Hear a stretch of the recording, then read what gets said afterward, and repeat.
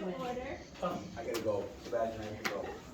We'd like to welcome everybody to the special town meeting, and we're gonna stand and salute the flag with the pledge of allegiance. I pledge allegiance to the flag of the United States of America and to the republic for which it stands, one nation, under God, indivisible, with liberty and justice for all.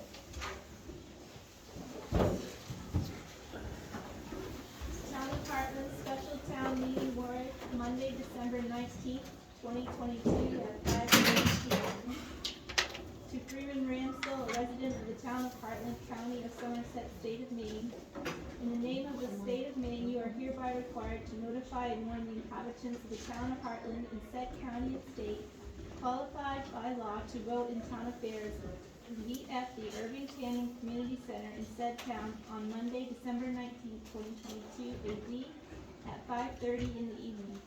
To attend a special town meeting regarding the waiver of foreclosures for below properties then and there, to act on Articles 1 through 4 as set out below to wit. Article 1, to choose a moderator to preside at said meeting. And we're gonna call for the election of the moderator. Do I hear any nominations? I'd like to nominate Hadley Buger. Do I have any other nominations? Seeing no further nomination, please have 3 citizens come forward to write a cast ballot for the nominator of Hadley Bucher. 3. I just need 3.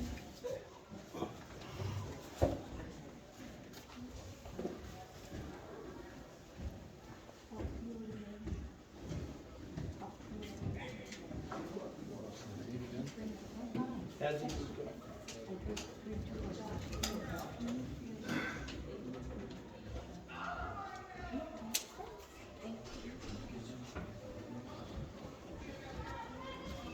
Hadley, we can swear you in.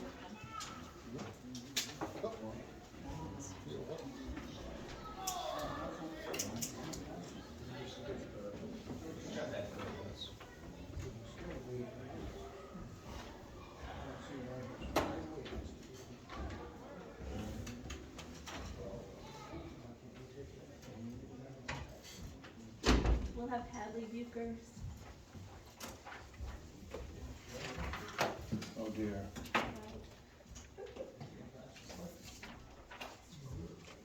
Just go ahead and say it. Yeah. I, Harold Bucher, do swear that I will support the Constitution of the United States and of this state, so long as I shall continue a citizen thereof. I, Harold Bucher, do swear that I will faithfully discharge to the best of my abilities the duties incumbent on me as moderator of this meeting according to the Constitution and the law of the state. We're now turning the meeting over to the moderator. Let me sign that.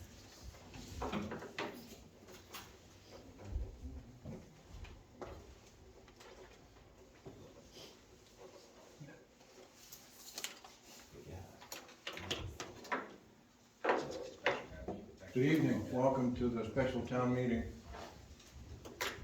You can see we have 3 articles to mess with this evening, so if you have suggestions and comments, please refer them to me and then I'll pass them on to whoever has the answer up here in front of you. Article number 2.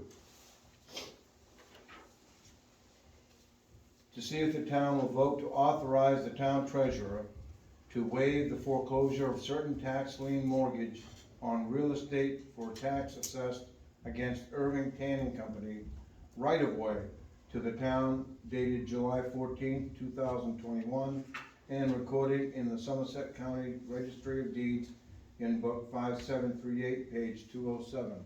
What's your pleasure? What does it mean by right of way? Move the question first. Move the question first. Excuse me? You gotta move the question first. We can discuss it, once we can discuss it after we get started. here, Okay, so. yeah, I'm sorry, I thought you were ready, my bad. I just need somebody to comment on the article. You want to say so moved and seconded, then we can discuss it. So moved. Second. Second. Been moved and seconded. Article 2, any discussion? Now you can ask your question. What does it mean by right of way? Well, the right of way gives us access down across the property, and I believe this one is on the, if it's in 2021, I think it goes down on the left-hand side of the building. We used to have one on the right-hand side also, but I'm pretty sure this is on the left-hand side between the town office and the building, and it goes down the left-hand side of the buildings there. Okay, thank you. What's the benefit to the town of waiving the foreclosure? Yep.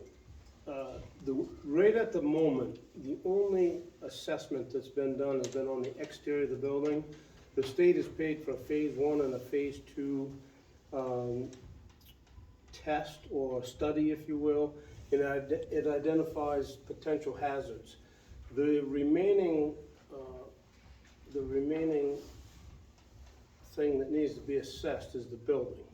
And the building, they call it a hazard building assessment. And we really should have that done prior to taking possession of this. Once we take possession of the building, we're responsible for anything that are hazard related. So if we can work with the state and get the universal waste identified, see if there's any asbestos in there, things like that, on the interior, and get some sense of what the estimated cost might be to get it out of there, it would be more beneficial. So what we're voting on here today is to waive our right to foreclose this year. We are not waiving our right to the money, we're just waiving our right to the automatic foreclosure that will happen in the very near future here. So again, this may come back to us next year if nobody comes along and pays it. We're required by law to do this exercise tonight prior to the foreclosure date. So that's what we're trying to do tonight.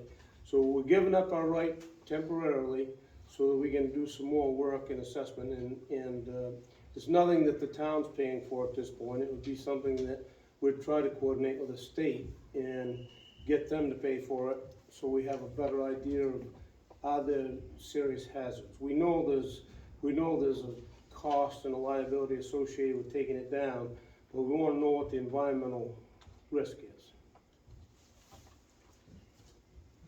This question doesn't necessarily just pertain to the vote tonight, but for insurance purposes, who is covering the insurance on all their property and land as of right now?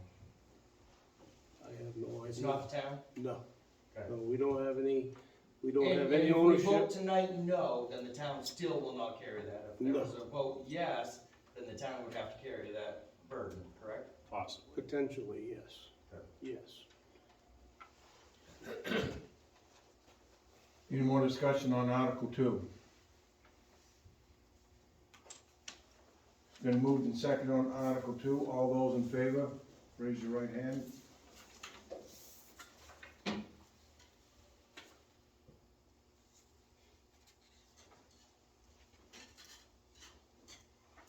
Opposed?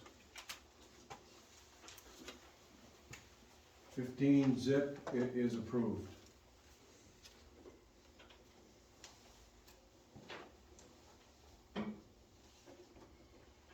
Thank you. On Article 3. Oh, excuse me. Yeah, Article 3. To see if the town will vote to authorize the town treasurer to waive the foreclosure of a certain tax lien mortgage on real estate for a tax assessed against Irving Tanning Company, 9 Main Street, to the town dated July 14, 2021, and recorded in the Somerset County Registry of Deeds in Book 5738, page 208. So moved. Seconded. Moved and seconded, Article 3. Discussion this time.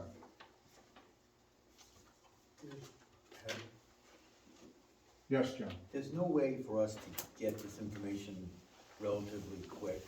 Is, just to give us an idea if this is the main building, the building across the street, the Hyde House, I mean, is there any way that we could know what we're voting on? I mean, is there any way that we can? As I understand it, doesn't 9 Main Street tell you the location anyway? That's the It's split behind side? Hometown House. And I was looking at this, but I didn't see the It's all address on the first one, and the second one is 30 Main Street, is that, what's 30 Main Street? As I understand it, it's the exact location of the buildings.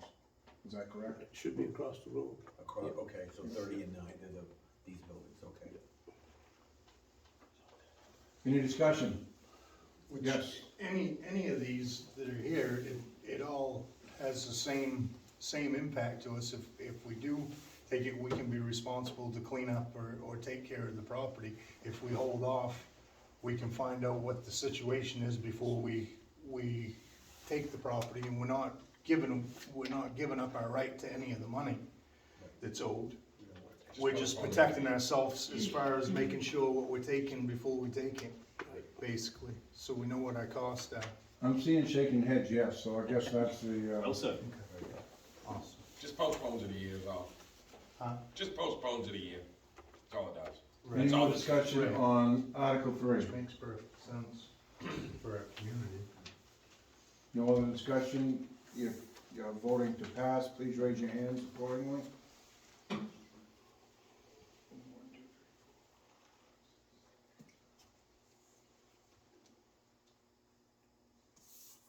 You have a pink card, so I have 15 zip again, motion pass.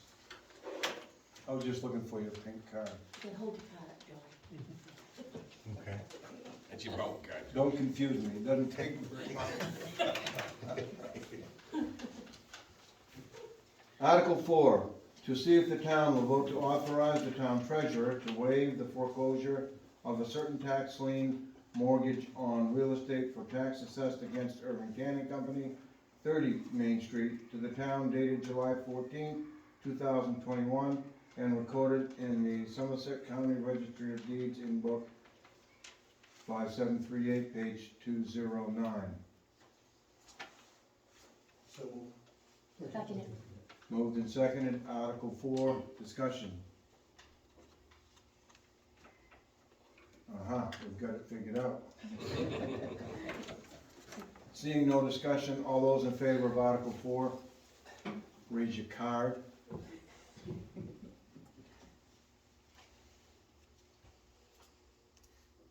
$16, those opposed. 16 zip. Thank you very much. 16. I thought he said 16, I said, huh? He did say. I did say 16. It shouldn't be 16 voters. Do a revote? Yes, would you please raise your hand again? I must have miscounted. My bad.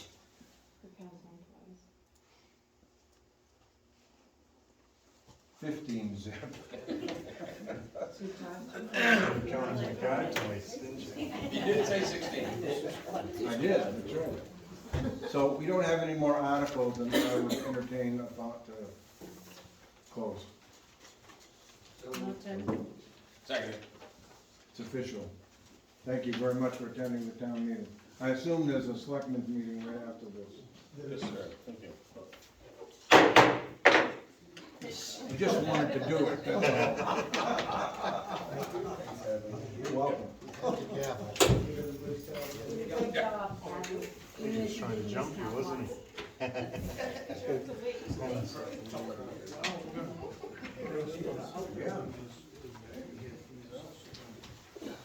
All right, well, we'll transition into the selectmen's meeting, which we think we have established as the last selectmen meeting of the year. So welcome. And let's start off by the reading of the minutes. Jerry, would you mind reading the minutes? Sure. Selectmen's meeting minutes, December 5, 2022, 5:30 open meeting, Irving Canning Community Center. Present, Mark Brooks, Jerry Martin, John Michael. Staff, Chris Littlefield. Guest, John Pottle from Eden, Ebon. Several citizens also in attendance. John read the minutes of November 21, 2022, voted 3-0 to accept as read.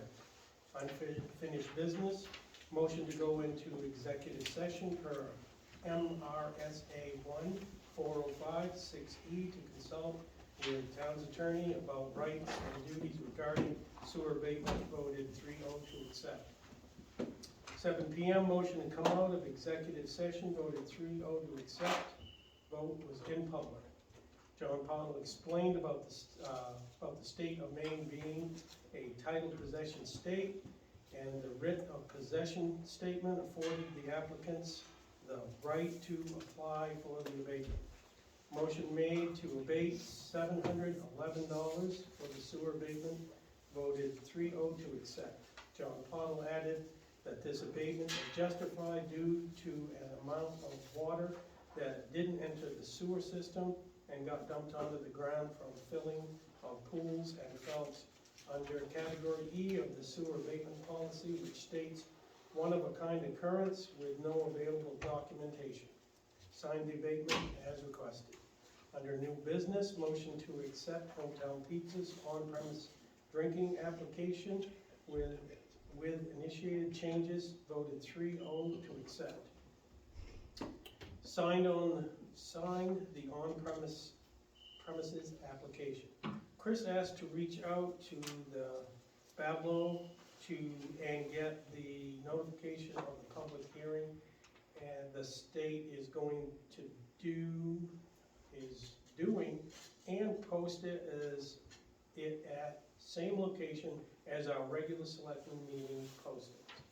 Motion made to accept the special town meeting warrant for December 19th, 2022 to waive foreclosure of some of the tannery properties, voted 3-0 to accept.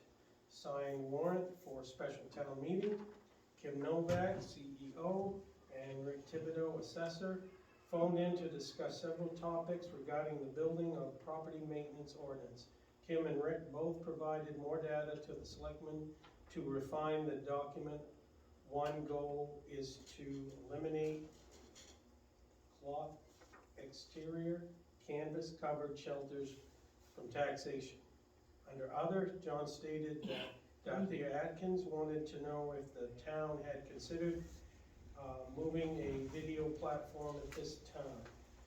Mark stated no. Under public forum, Karen Toll stated that taxes on the building should stay with the value and not square footage. Tim Creeksburg asked if the building permits are at $50. Asked why our building permits are at $50 and St. Albans is at $5. Mark stated that our numbers were established many years ago. Motion to join at 9 PM, voted 3-0 to accept, respectively, submitted Chris Littlefield, town manager.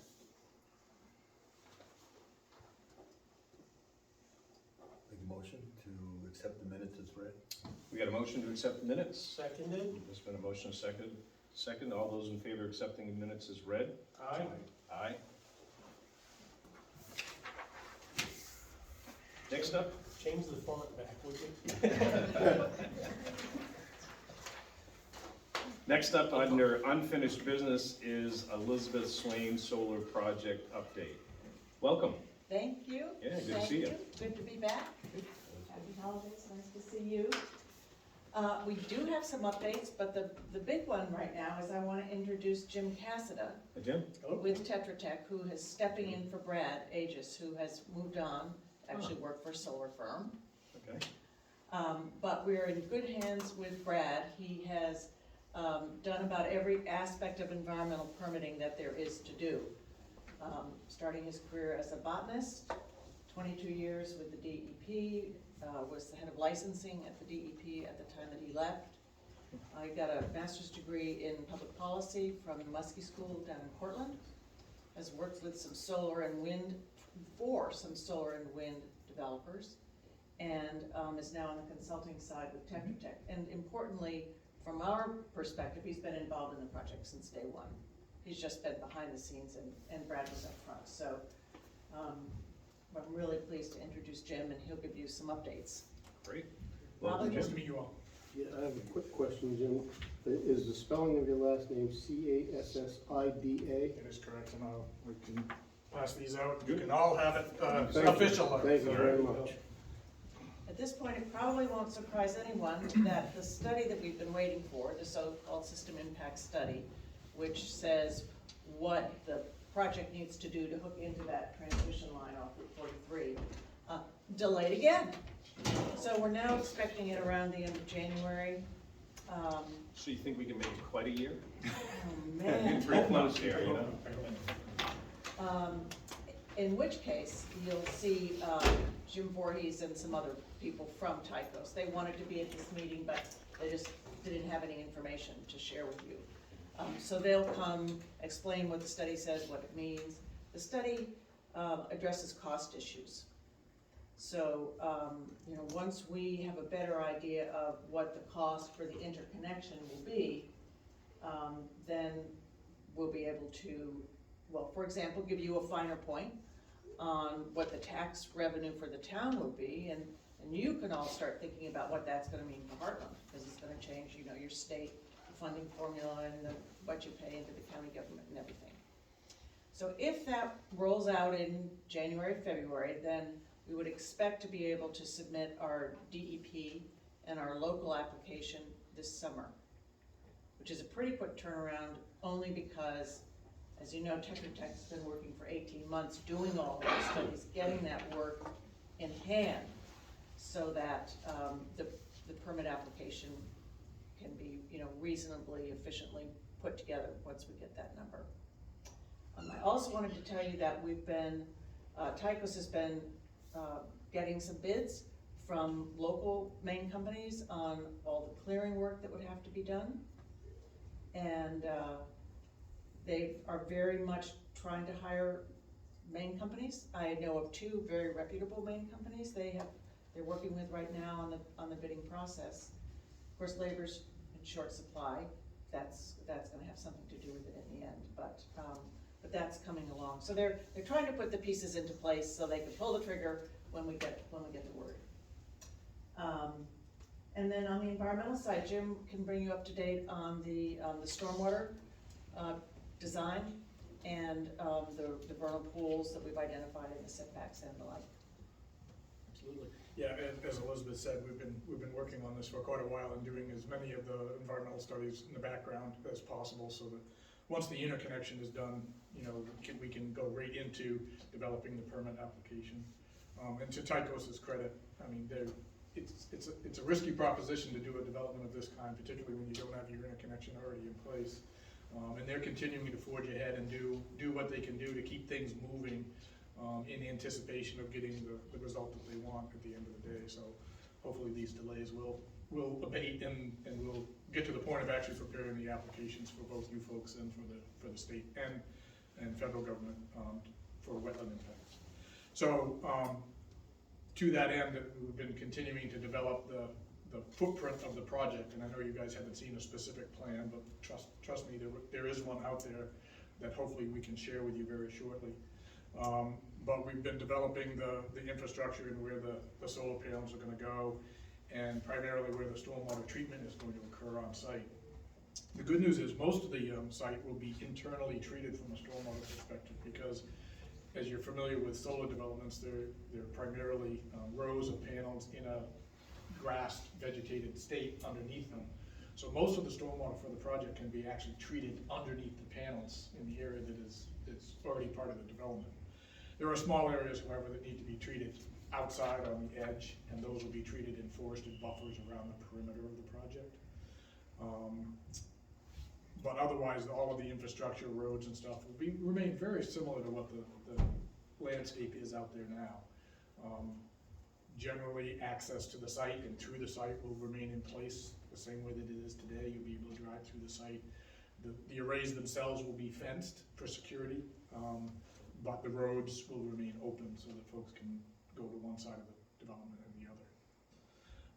And then secondarily, I think may have been reported to you previously by Brad, we have done, last year we did some vernal pool surveys out there.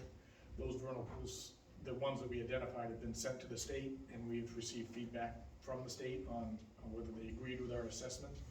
And in all but 2 cases they did. There are 2 vernal pools where they wanted them to be classified as a significant vernal pool. So we have added that into the project design. And Tycos is in the process of redesigning the project so that we minimize the impact on those vernal pools as much as possible. So in the state of Maine, a vernal pool, if it's determined to be significant, is required to have a 250-foot critical terrestrial habitat around the pool. And within that critical terrestrial habitat, if you can limit your impact to less than 25% of the forested habitat, you can fall in the lowest tier of permitting requirement. So that's what Tycos is trying to do. They're trying to move things around so that in each one of those habitats, there's no more than 25% loss of forested area. And I think they're going to be able to do that. So that's good news for the project because we fall in the lowest tier of permitting. And yeah, that's the skinny on the vernal pools at this particular point. We continue to make progress, as I said earlier, and hopefully here very shortly we can have some actual plans that we can share with you so you can see how things are configured and such. But, any questions? Sure. So is it ISO? Yes, independent system operator. Okay. So do they give us any positive word that maybe like next month we might hear, or are we just kind of? Yeah, they did. Oh, they did. They did. Okay. And also, this isn't like, you know, shooting darts on a board and hoping you hit the bullseye. Power engineers, but there are a number of other companies that could have also done it, did a preliminary study to evaluate what the interconnection feasibility would be. So Tycos is assuming that this is feasible and that the cost is reasonable. And I think that's part of why they've invested so much in the last 18 months, because they aren't expecting a big surprise from ISO. They aren't, you're saying? They are Okay. not. And is ISO a quasi-government organization? I don't know how to answer that. No. Okay. So it's paid for by all the electric utilities okay. in New England, and it runs the New England electric grid. Gotcha. So I'm hearing that they're way behind on all their requests right now. You can imagine they're Yeah. slammed. So is it just because there are so many applicants for solar or wind or whatever power that's I they think have to that's a kinda- big part of it, but then it's like a domino effect. Every time you put in a new project, then the system has to be recalibrated. Yeah. So it's iterative to the nth degree, and that has, I'm sure, complicated it a lot for them. Yeah. You did mention that the footprint has changed. That's the first time we've heard that. Within the overall footprint remains the same. Okay, It's still so the same map would area. be- The map Right. is still accurate. Okay, I see. It's just the way the development will be configured within that footprint is what we're Hence playing with, what we're currently playing with. Gotcha. The minimum licensing impact with the vernal pools is Correct. because you're made change within the footprint. Okay, good. I don't want to be the only one asking if you have something that a couple more look up. Treated water, you mentioned, is that for water falling on the panels before the ground, or what do you? Yeah, treat as water? the state of Maine has a stormwater management law that requires that any development that has more than an acre of impervious area, treat the stormwater that's generated from those impervious areas that are being created by the project. So the panels aren't themselves considered impervious areas, but it is your roads, your transformer pads, and any other impervious surfaces like that. So anything new over an acre, and this is clearly over an acre, those impervious areas have to be treated. And there's a number of different ways that you can treat. You could build a detention pond or a retention pond and funnel all the water to that and treat it there.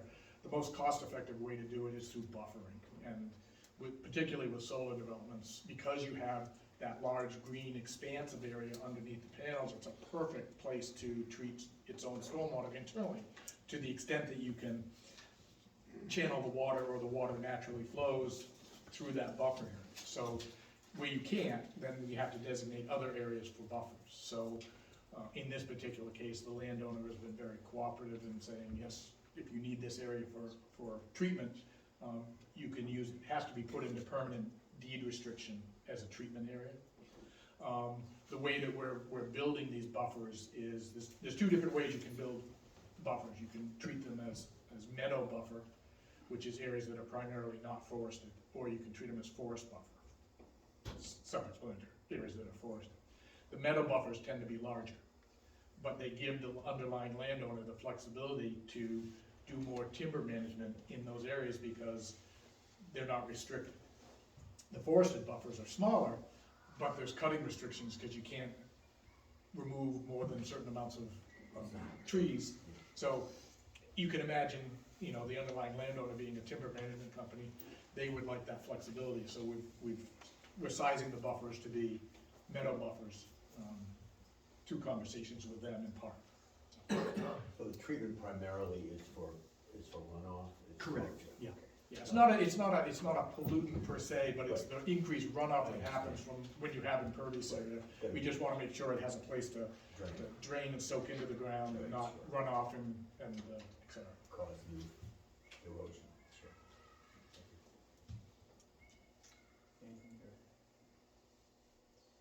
Can I ask you, like, on behalf of the selectmen, what question aren't we asking you that we should?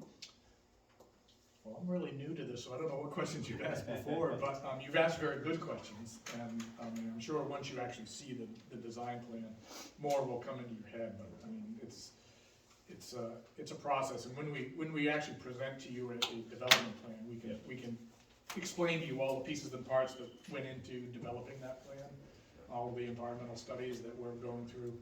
The state's permitting process is fairly exhaustive. I mean, they're looking at wildlife, natural resources, you know, archaeological things that might be on site that might be affected by the project, you know, visual, sound. I mean, there's a whole host of things that we have to do as part of that application, and we can go into in depth on any one of them when the time's ready.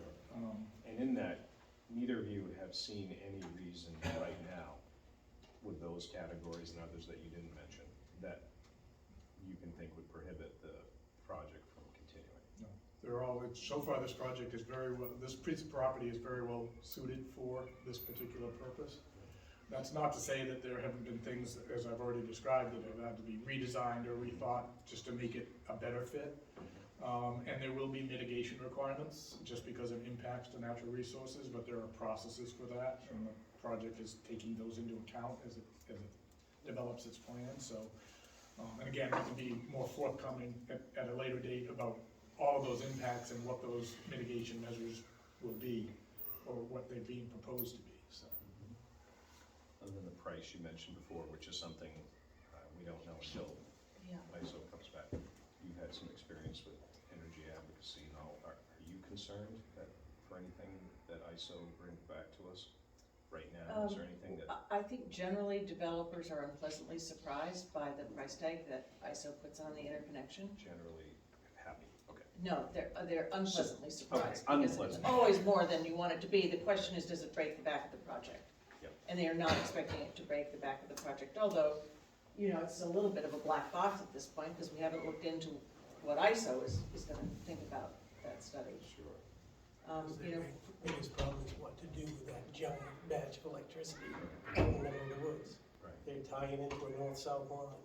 When that thing goes full bore, hits the middle of that, now it's gotta go this way, because it's too much to go that way, it's too much to go this way. So what does it cost? And when that goes offline, what do they replace it with when it goes dark outside? that's exactly right. That's just what they look at, this N-1-1 scenario. So if one of the lines goes down, how are they gonna reroute that power? And they gotta make sure that they've got those electrical corridors, if you will, that are available, because 140 megawatts is a lot. Yeah, and that's still the goal. Yep. In that original thought. Sound like you might have some electrical experience. Oh, I can talk for hours if you really wanna get down to the weeds. That was my attempt at a joke, you know? George, you had rightfully challenged us before that we didn't give the citizens any chance to ask questions on a special speaker. And I thank you for it.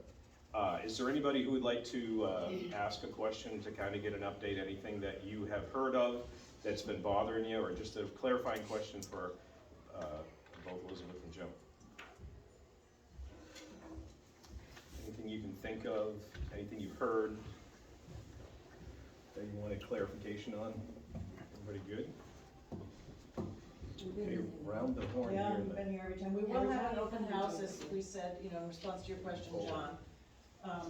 And if there's more questions than we can answer, we'll bring new people and have a second open house and get those questions answered.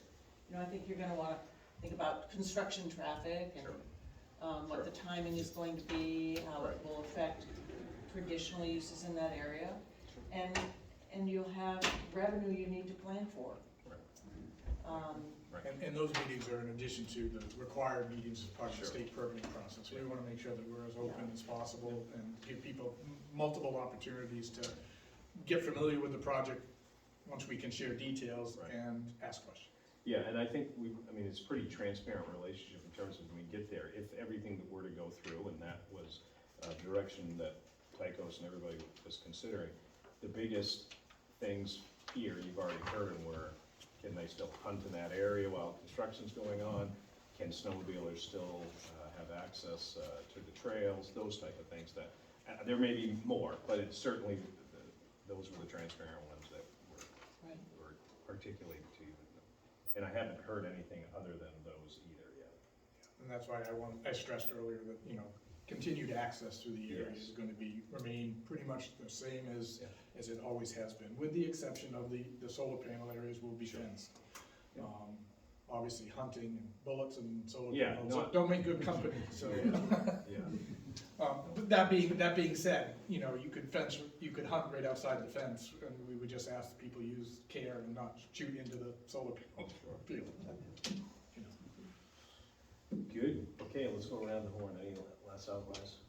Anything you guys wanted to ask? Chris, I have anything? one more comment. I thought, at one time, there was a plan to discuss with the fire department about what some of the dangers may be for the fire department.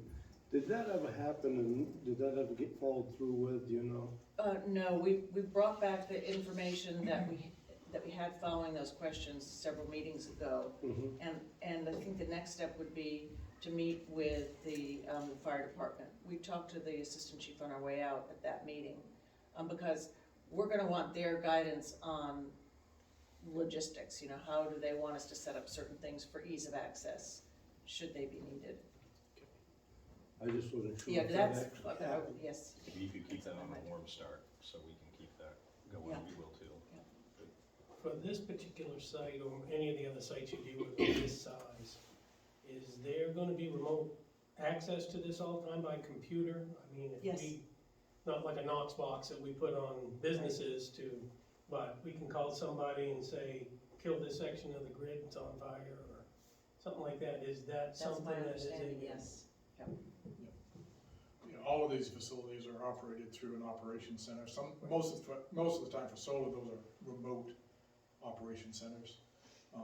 So the expectation is that's the case. They're all tied into the grid, and somebody, wherever that remote operation center is, controls the switch. You know, this is gonna be I think it's still the largest.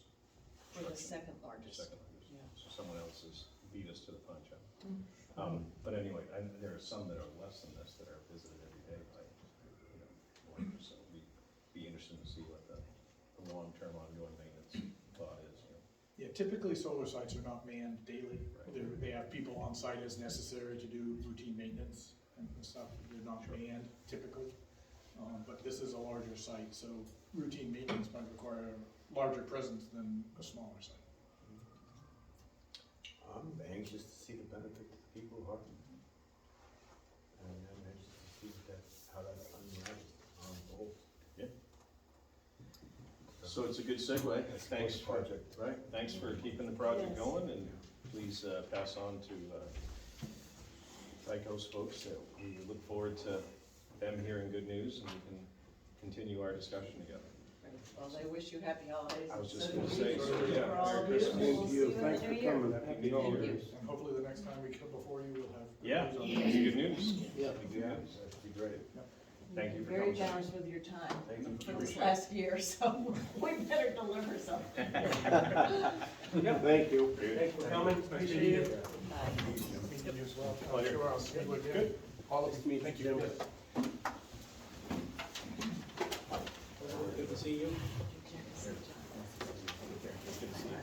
Good to see you.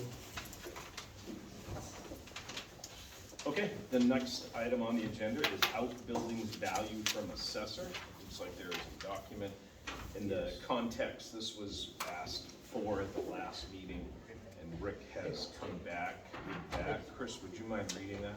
Yeah, so it says Board of Selectmen, after a review of 20 accounts with canvas-style storage structures on them, it appears that they are not being taxed nor being tracked for inventory. This is consistent with other communities, and I recommend continuing this practice.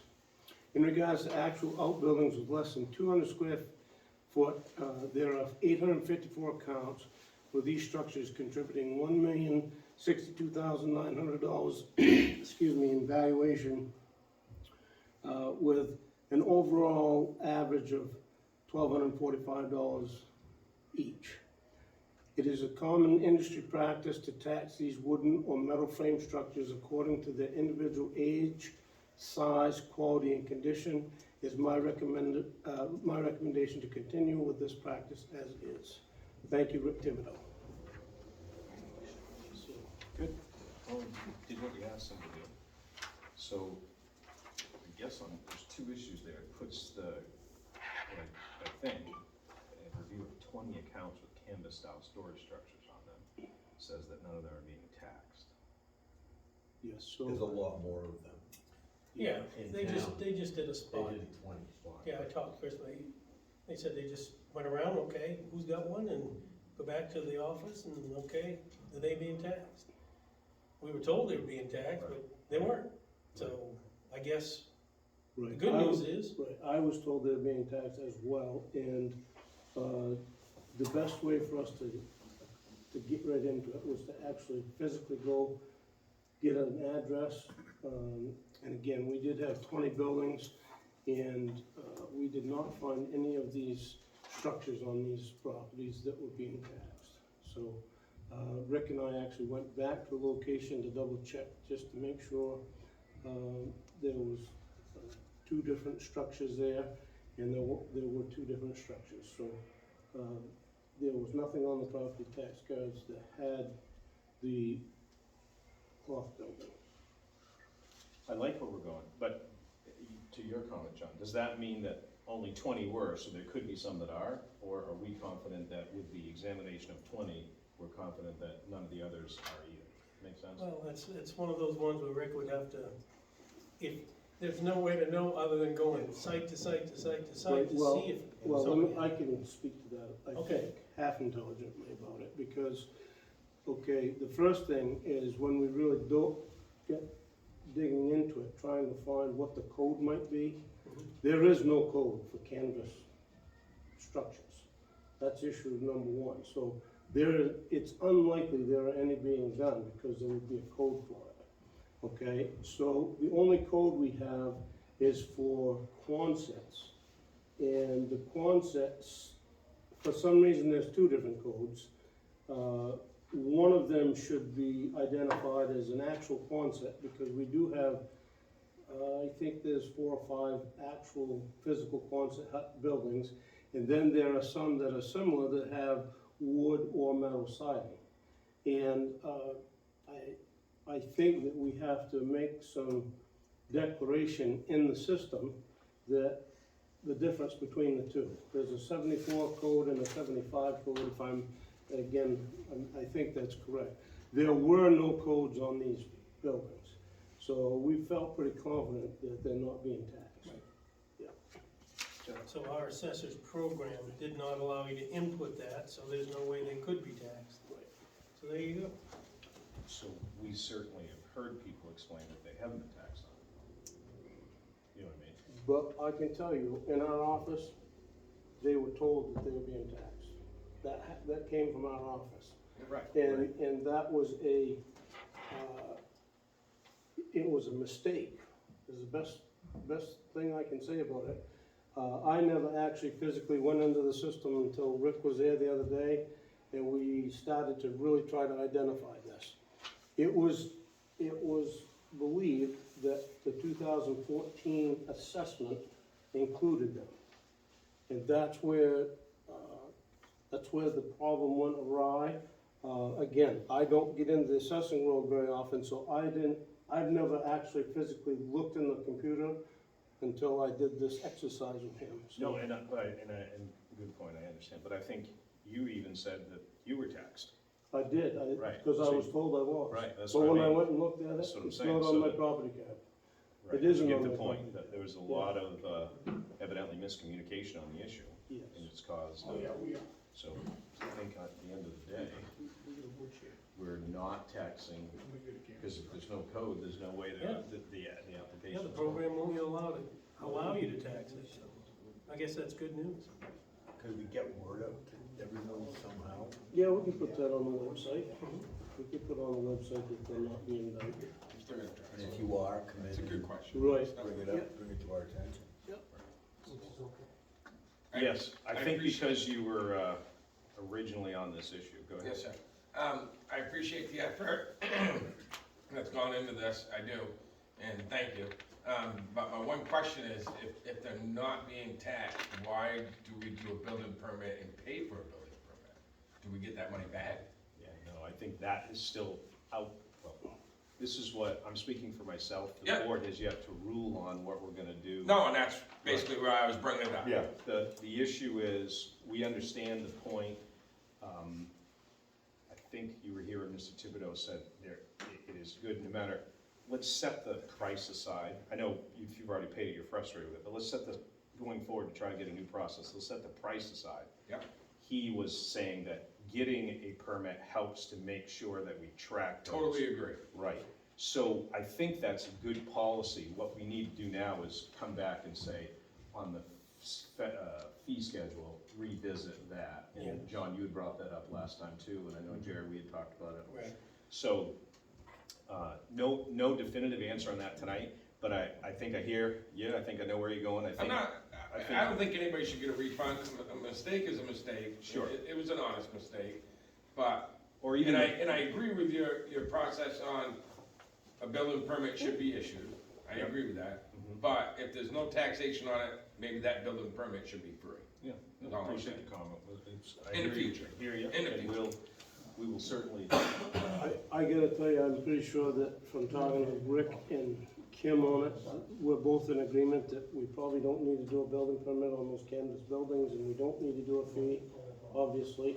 And we're still talking about, obviously, we need your input on it, but talking about, do we need a fee on the 200 square foot or less? We may say, no, we don't need a fee, but we still wanna tax it, and track it. right. So, I mean, the issue is, well, I think it was Karen who made the point, if you stuck to square footage and not necessarily, Assessed or- value. right, exactly, There's the difference. right. So I think actually some common sense can prevail on that, because if you look at, and you can just go YouTube, small buildings, and that, Here's the problem, the value can certainly because you can have something change. 200 square feet, Yep, 10 stories high, right, okay? They can't do. or multiple. You haven't seen some of the construction of this in Hartland. You don't know, necessity is the mother of invention. You can guide that off to trees in so many directions, John, you can get 10 feet, 10 stories out of it. You know I'm being facetious here, just to prove the point. We still need to know, what are people doing? Why? Why? Why do we need to track and know everything that people are doing? And I just. Well, I just say, if I put something on my property, I don't mind anybody knowing it. No, if I've got a toilet room in there, well then, there's your problem, I gotta, so the process that we follow today has given us a lot more consistency and a lot more, yes, we've had an error on these cloth ones, but, if we didn't, actually have that situation going on, our inventory is pretty accurate and pretty straightforward. If we see somebody building, the code enforcer is, Kim is very aggressive about going out. I know Al used to go out. If you called in and said, hey, there's somebody on thus and such a street, do they have a permit?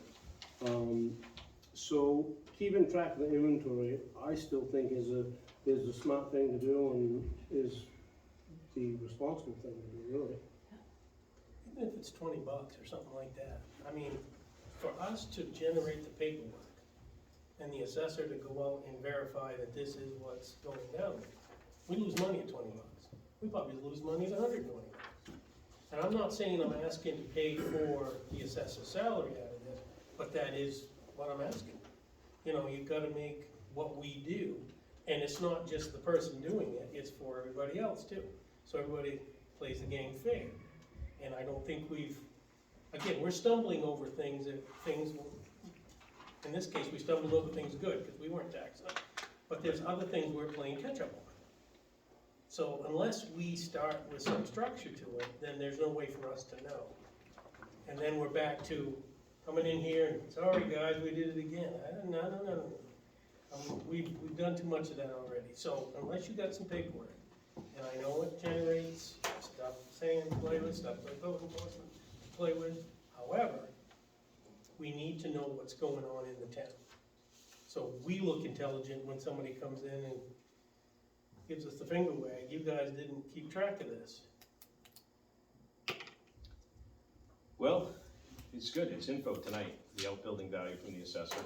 I think the only thing we have pending, Chris, is that desire to have Kim come back and for us to discuss with her on the value of the actual permits. Yeah, and she That makes sense, would have done that tonight, but her mom had emergency surgery and she had to go to Pittsburgh and she just, So she had come back and gone She's- back. she's been going 100 miles an hour. So. Okay, yeah, no problem.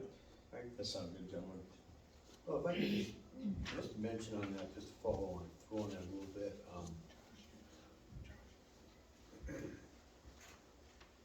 I think the key word in state statute is affixed. And I've gone back and forth with that, and affixed is clear legal term. And some of these outbuildings, and some of them could be, 200 feet is just a number. Could be 100, could be something, could be a doghouse, could be something. But I think the key word, according to state statute, Maine state statute, is affixed. And a lot of these buildings are not affixed to the ground. They are personal property, but we don't have a personal property tax in Hartland.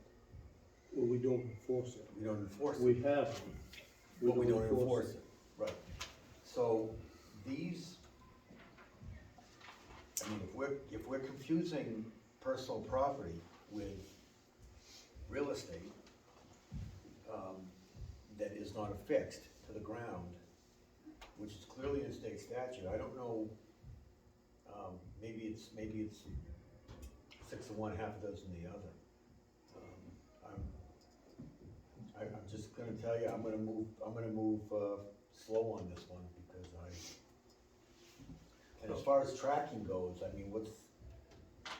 and I hate the word tracking, Okay, sounds like Big Brother. Cause what else do you wanna know that I have?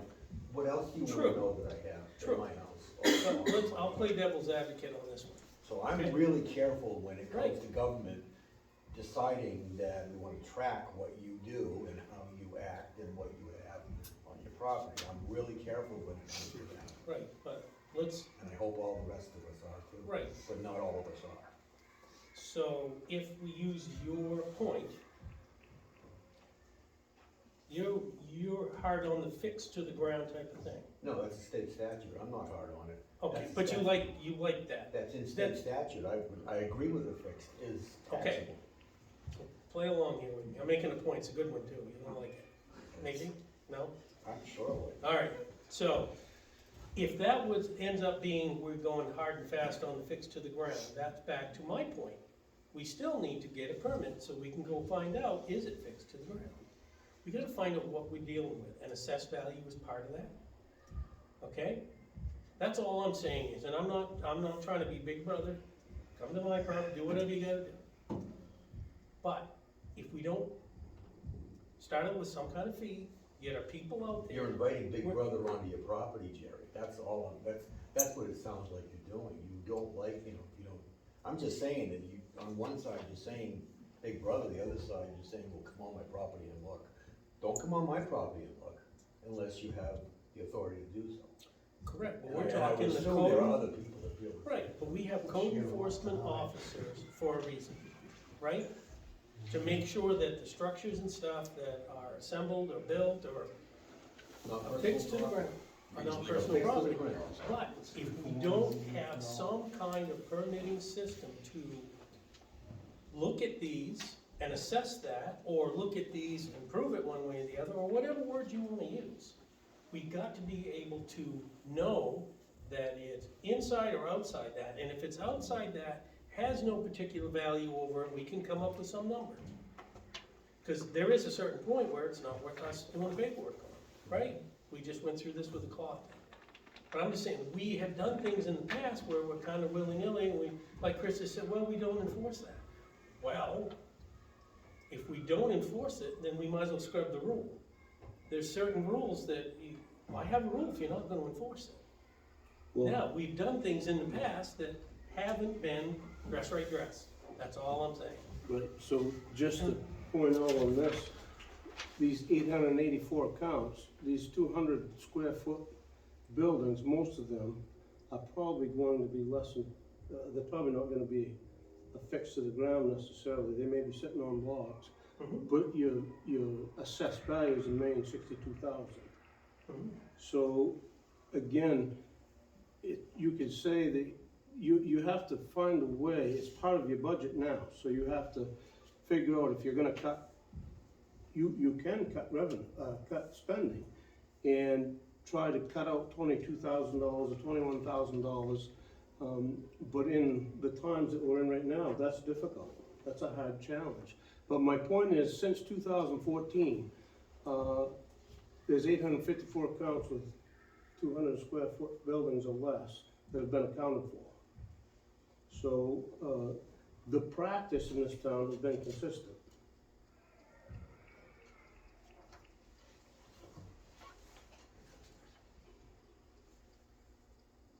Good, it's an issue that's coming back before us. Yeah. For sure.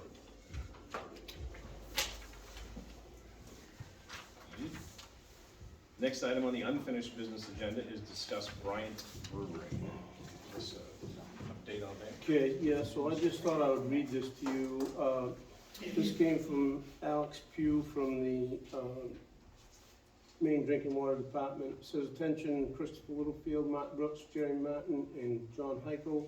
Dear sirs, my office received your letter concerning the holding tank at 1009 Great Moose Drive on November 30th, 2022. The subsurface wastewater unit met to discuss the situation prior to this response. We understand that you are concerned for the well-being of a town business, but we find the current conditions at Bryant's Brewery still violate the subsurface wastewater rules, Chapter 241.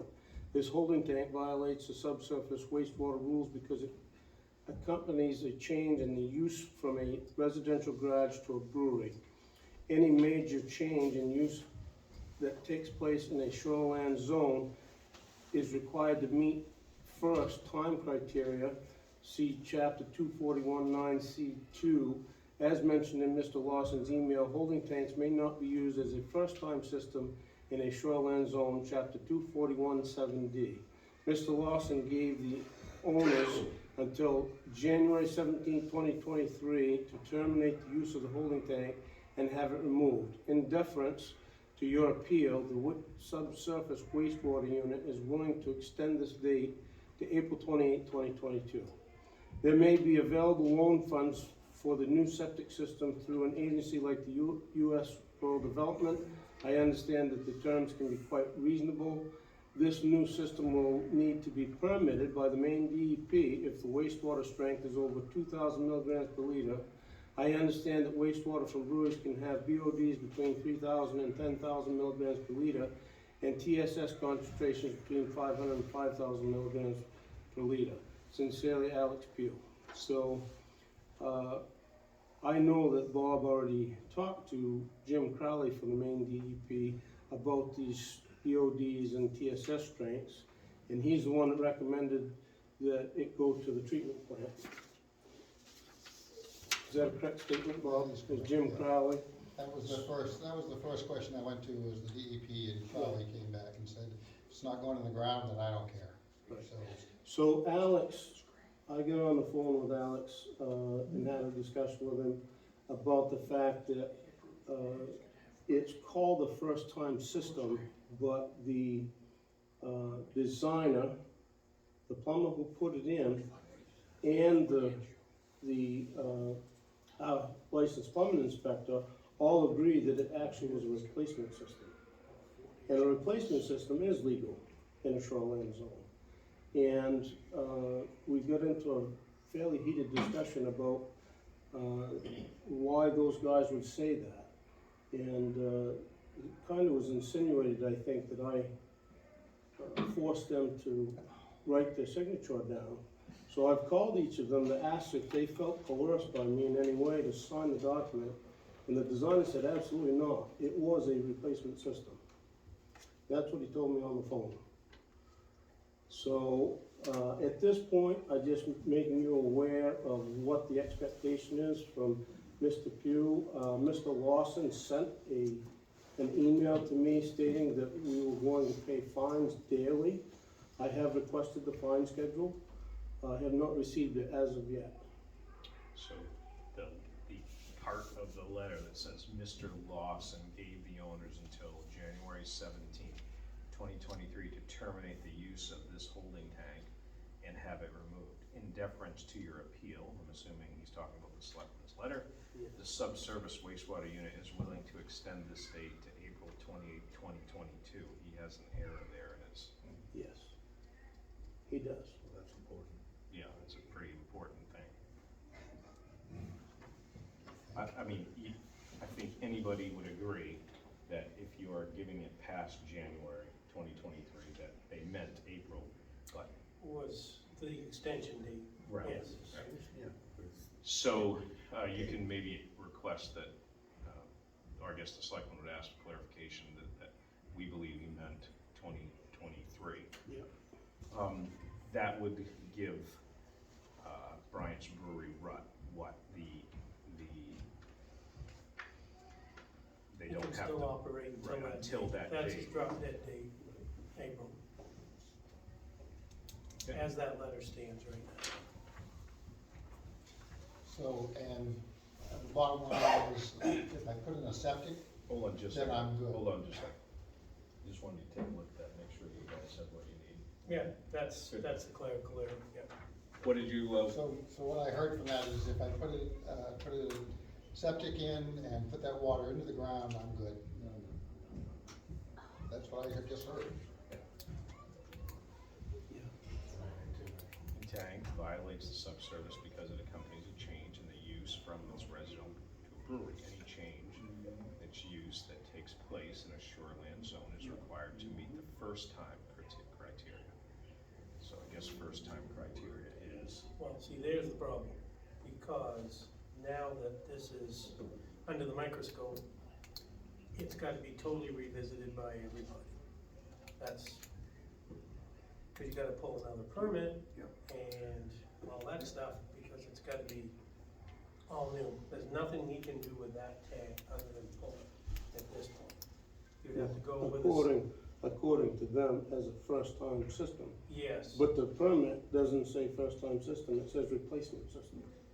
correct. So I know exactly where you're going and all of this stuff, but the only problem with that is he's gonna have to reapply for a permit other than this particular system. I hear what you're saying, but Are you in receipt of the letter? I am not. Okay. And I have never received anything from the state. No. Ever. Right. So that I've states that only Mr. Lawson received sent a letter. correspondence secondhand from the town. Don't ask me. Really? But the state has not told so me you or don't have done a anything. letter to in your me. possession saying you have to remove that tank. I have never received Well, they anything expect us to directly send that from the to them. state. Okay, They're expecting us to send in a letter.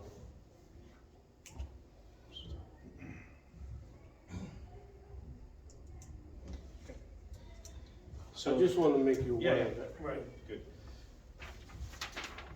Can we get a scanned copy of that? Yes, I can forward it to you, Yeah. actually. I'll just Can you make a ask for- note. Can And you I ask, think to Jerry's point, I'm not trying to cut you off here, but if I'm to follow your previous point, the first time criteria would have to meet those, that's your problem. Right. They're gonna revisit You this. didn't answer his question about the septic system either, Mark. I don't know if it tells us in here, I think what it Well, does. it I'm says. pretty sure it did. It says, pretty sure it did, the way Chris read it, Okay. it says, if I put in what's the system that it states there? I don't see the rest of it, you're talking not the word first time criteria. No. It mentions septic system It mentions right in septic there. system in there. It's in that last sentence, I think. Right, Last bit. saying there's funds for It additional says this new septic. system will need to be permitted by the main DEP if the wastewater strength is over 2 milligrams per liter. I understand the wastewater from breweries can have BODs and so on and so forth, so it's referencing the new system, so he can in fact put it into the ground. Dawn had already told me that, she wants the tank out and it going into the ground by design. Bottom line is, Right. they prefer that I put the water into the ground than have it sucked out and taken to the wastewater treatment center. And I think that Jim Crowley of the DEP would tell you that's the absolute wrong thing to do, but I've been gonna reach out to Jim That's, and talk to him and see what his thoughts are on this information. right, what I'm hearing on that, cause I deal with this stuff a fair amount, that's their way out. Saying that you gotta have a new system, it's gotta meet this criteria, you're gonna have to reapply for it. Because any new system has to have a design. Now that the light's shining on it, They call it a replacement, but they're calling It the is a holding first- tank a replacement? What's that? They The call it holding the tank holding was a tank a replacement replacement? system. The holding tank is a replacement system. I can see how it got screwed up, because there was nothing to start with, it was going in a pipe. Well, better than that, let's put in a holding tank and have it pumped, great. Well, that's the first system for this brewery. I can see how it got kinda screwed up. Well, the But other part of it is the Now we've got to the timeline. point where it's not common sense. Right. There's no common sense at all. So let me ask you this, why, this issue's been going on a long time, we have certainly citizens on both sides of the issue. One of the things I think we've identified is that there are professionals in the state who give different words depending on who they're talking to. At the end of the day, why can't we have some type of a meeting here where those representatives are here talking to us, anybody who wants to ask the question or talk about the issue? Go ahead and try to get them both in the same room. Well, Yeah. we did try, Good luck that, with and no one could come the same day. And, So they get to continue to hide behind an issue that Right. they helped create. So my suggestion would be this, and I've thought about this quite a bit. I think we should have the designer, the installer, the LPI, Brent Lawson, Alex Pugh, and Ms. Hurd, all in one room. Yeah. And that's where we need to get started. Because the fact of the matter is these gentlemen said they made an error with the paperwork. The plumber said without a doubt there was a replacement system. He said, and what is being done is by far better than putting it in the ground. So, again, I don't have any professional knowledge to make that decision. I'm only going by what people are telling me. So, I think that's where we start, is we do an invite and see if we can get everybody in the room. And if they say we can't be here, I guess in today's half the state government's operating off Zoom. That's my next So comment. they can't just say they can't attend, they need to be at least with us on Zoom.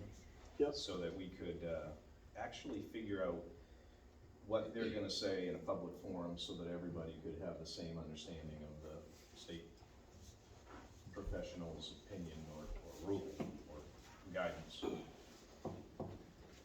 We definitely need a clarification immediately on that 22 to 23. Yeah. Or that first expiration time's coming right up, so at least give you till spring to get this straightened away, so you're not digging up your lawn in the middle of winter. Wasn't planning on it anyway. I know. And it's the driveway, so. Okay. It's the thought that counts, I Bob. appreciate it. Okay, let's not dig it up Right, today. and I didn't mean to exclude you, Bob, if we have that meeting, we absolutely would invite you. Yeah, absolutely. Yeah. I didn't mean to I exclude you from appreciate that. that. About the citizens. Sure.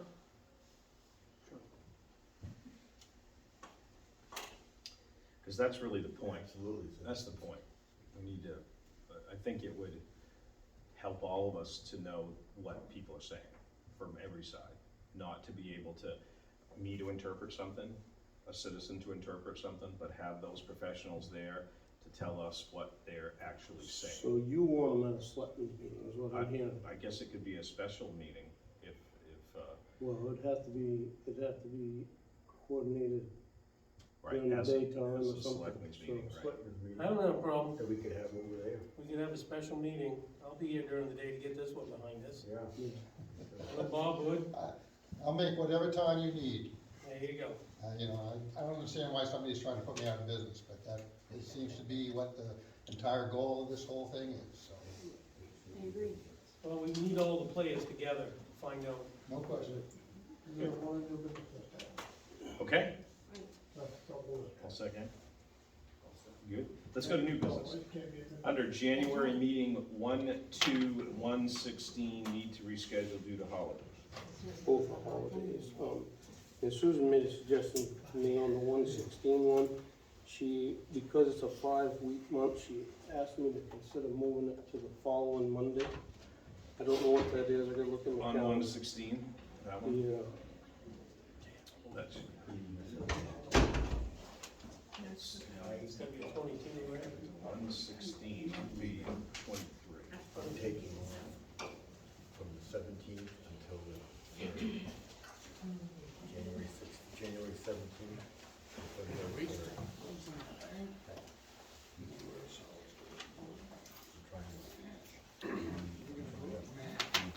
yeah, I don't think that, I don't think that will be helpful to them, because I'm still following.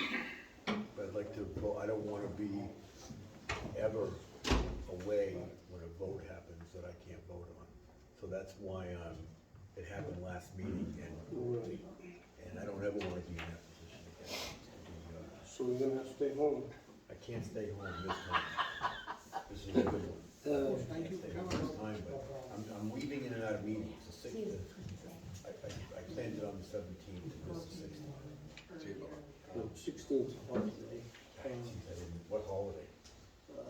Don't know if it's President's Day or Washington's Day or Martin Luther something. King Day or something. Martin Luther King, maybe, yeah. I don't know, actually. Well, I guess, That sounds about right. Martin Luther King Day. It is Martin Luther King, I'm pretty sure. Yeah. Civil Rights Day. I'm Well, exercising call my it civil what you rights. want. It's a holiday and you ain't gonna be We here. all get civil rights, don't we? Well, some more than others, but The issue with, Friday before? No? I'm looking at his suggestion. I can't see my own calendar. 13th? I got it. On the So 23rd. let's attack them in order. The second is, like, what is that, the holiday? That's, yeah, that's New Year's Day. Anytime, it's fine, anytime's fine with me on the 2nd. Mm-hmm. No, I mean, I think they're asking, yeah, they're Any- asking anytime. not to do anything on the second. Anything, that's good for me, up until the 17th.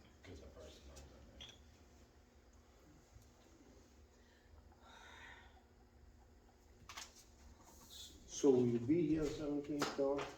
I will be here I will be leaving the 17th.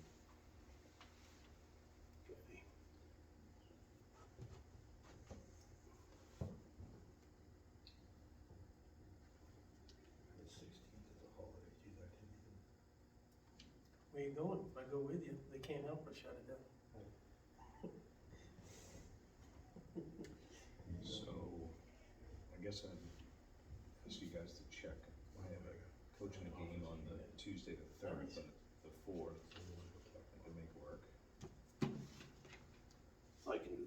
Not any problem. Well, I can, Will that work for your schedule, gentlemen? The second is the day we were having it, and Thursday I'm coaching a game, which is my schedule. I could make the fourth, is the fourth something that's It's all good to for stay? me. Yeah, that work. I'm good. It's my birthday, so I expect birthday cake. Hey. All right, so January 4th, we'll move January 2nd to the 4th. On that first one, now let's talk to the second one, John.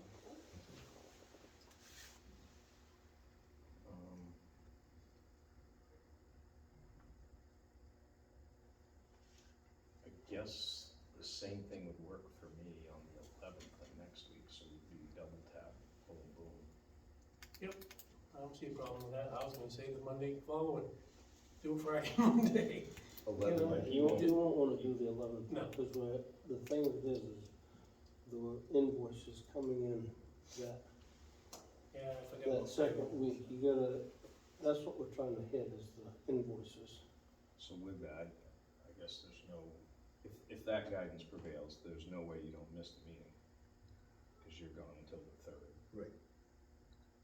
Third is Friday, right, I think. It is, So, because we'll be right back at the 6th, so there'd be one meeting. Well, you could, you're talking about the vote, I'm talking about payroll. I mean, you could sign the warrants and then get out of town, but you still don't get your vote. Unless there's something you have, I mean, is there something coming up that you really, no, did you see on the horizon? No, but the last time that we did discuss it, we discussed it and a vote was taken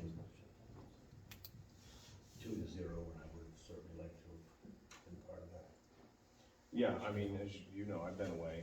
I guess it's if I'm away, I to a regular schedule, not something to be added on. And I don't get a vote. I can't blame the two of you. You with me? No, but I think from what my understanding is over past practices of this board is, or generally speaking, and I think we didn't vote one time that you were away.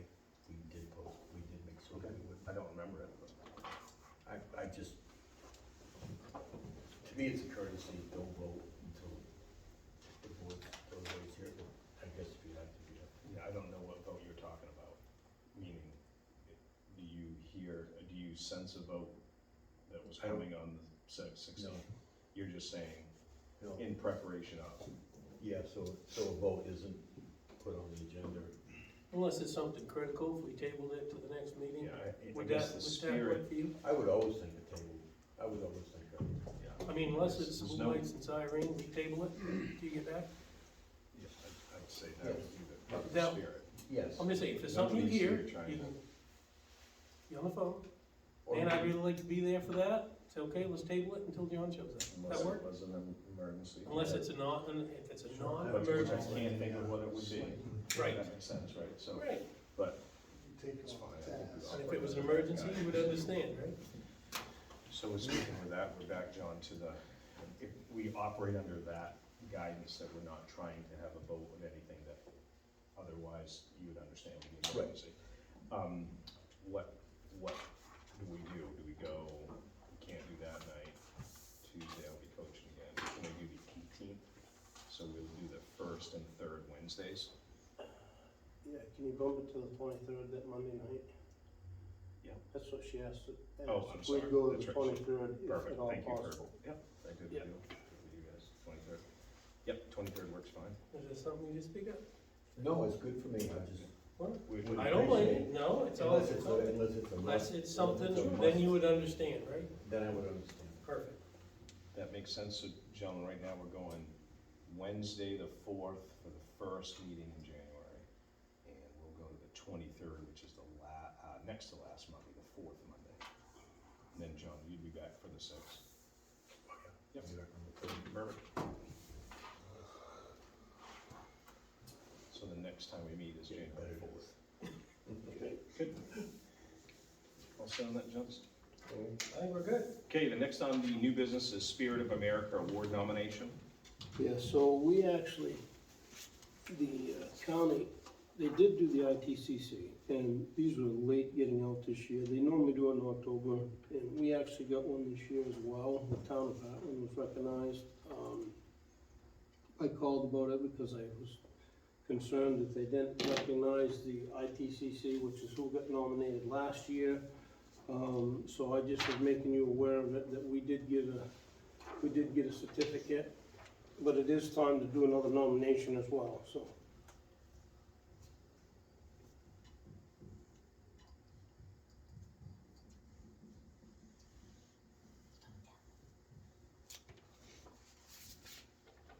Nice.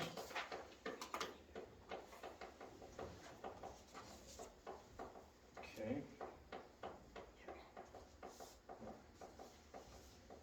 Seems like, gang, we had a couple that we discussed. So let me fire a couple at you. Has Barbara and Shirley been, they're on there, Cal got that 1 year.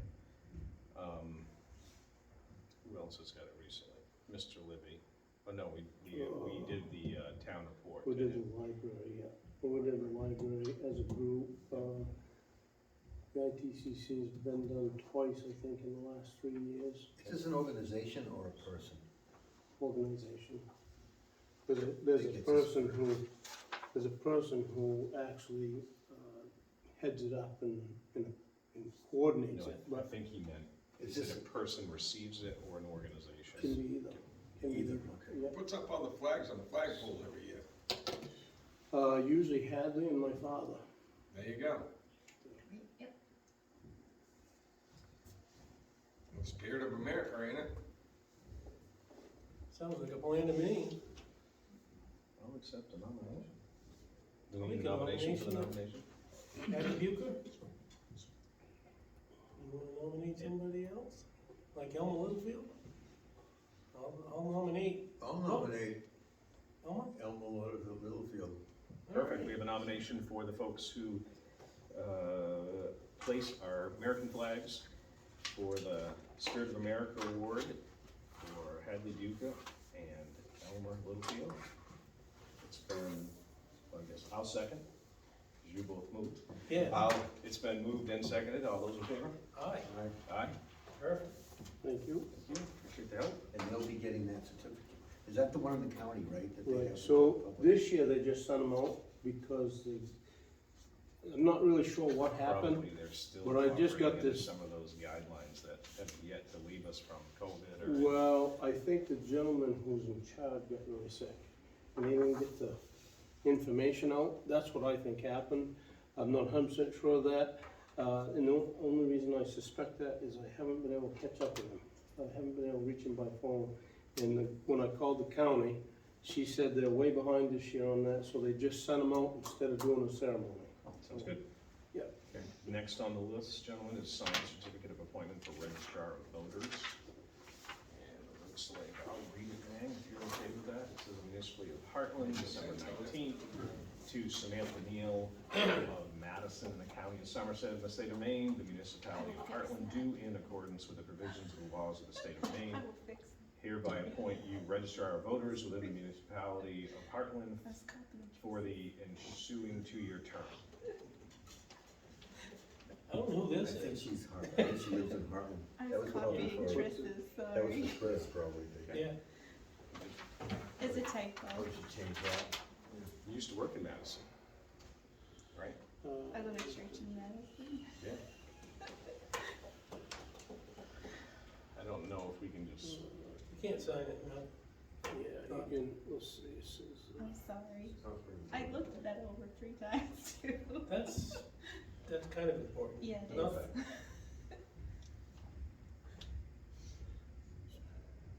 That's kind of important.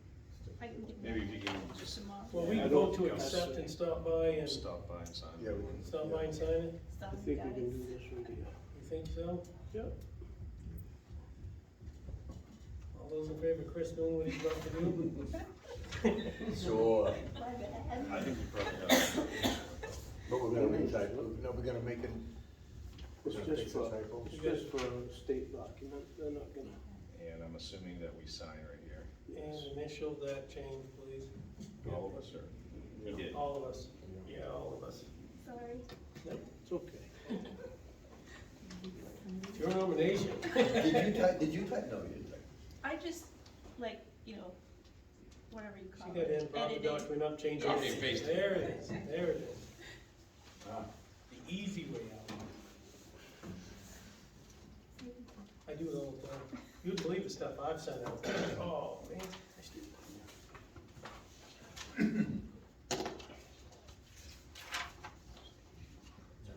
Did you do? You got John up there, okay. All right. Just want to make sure you initial. There you go.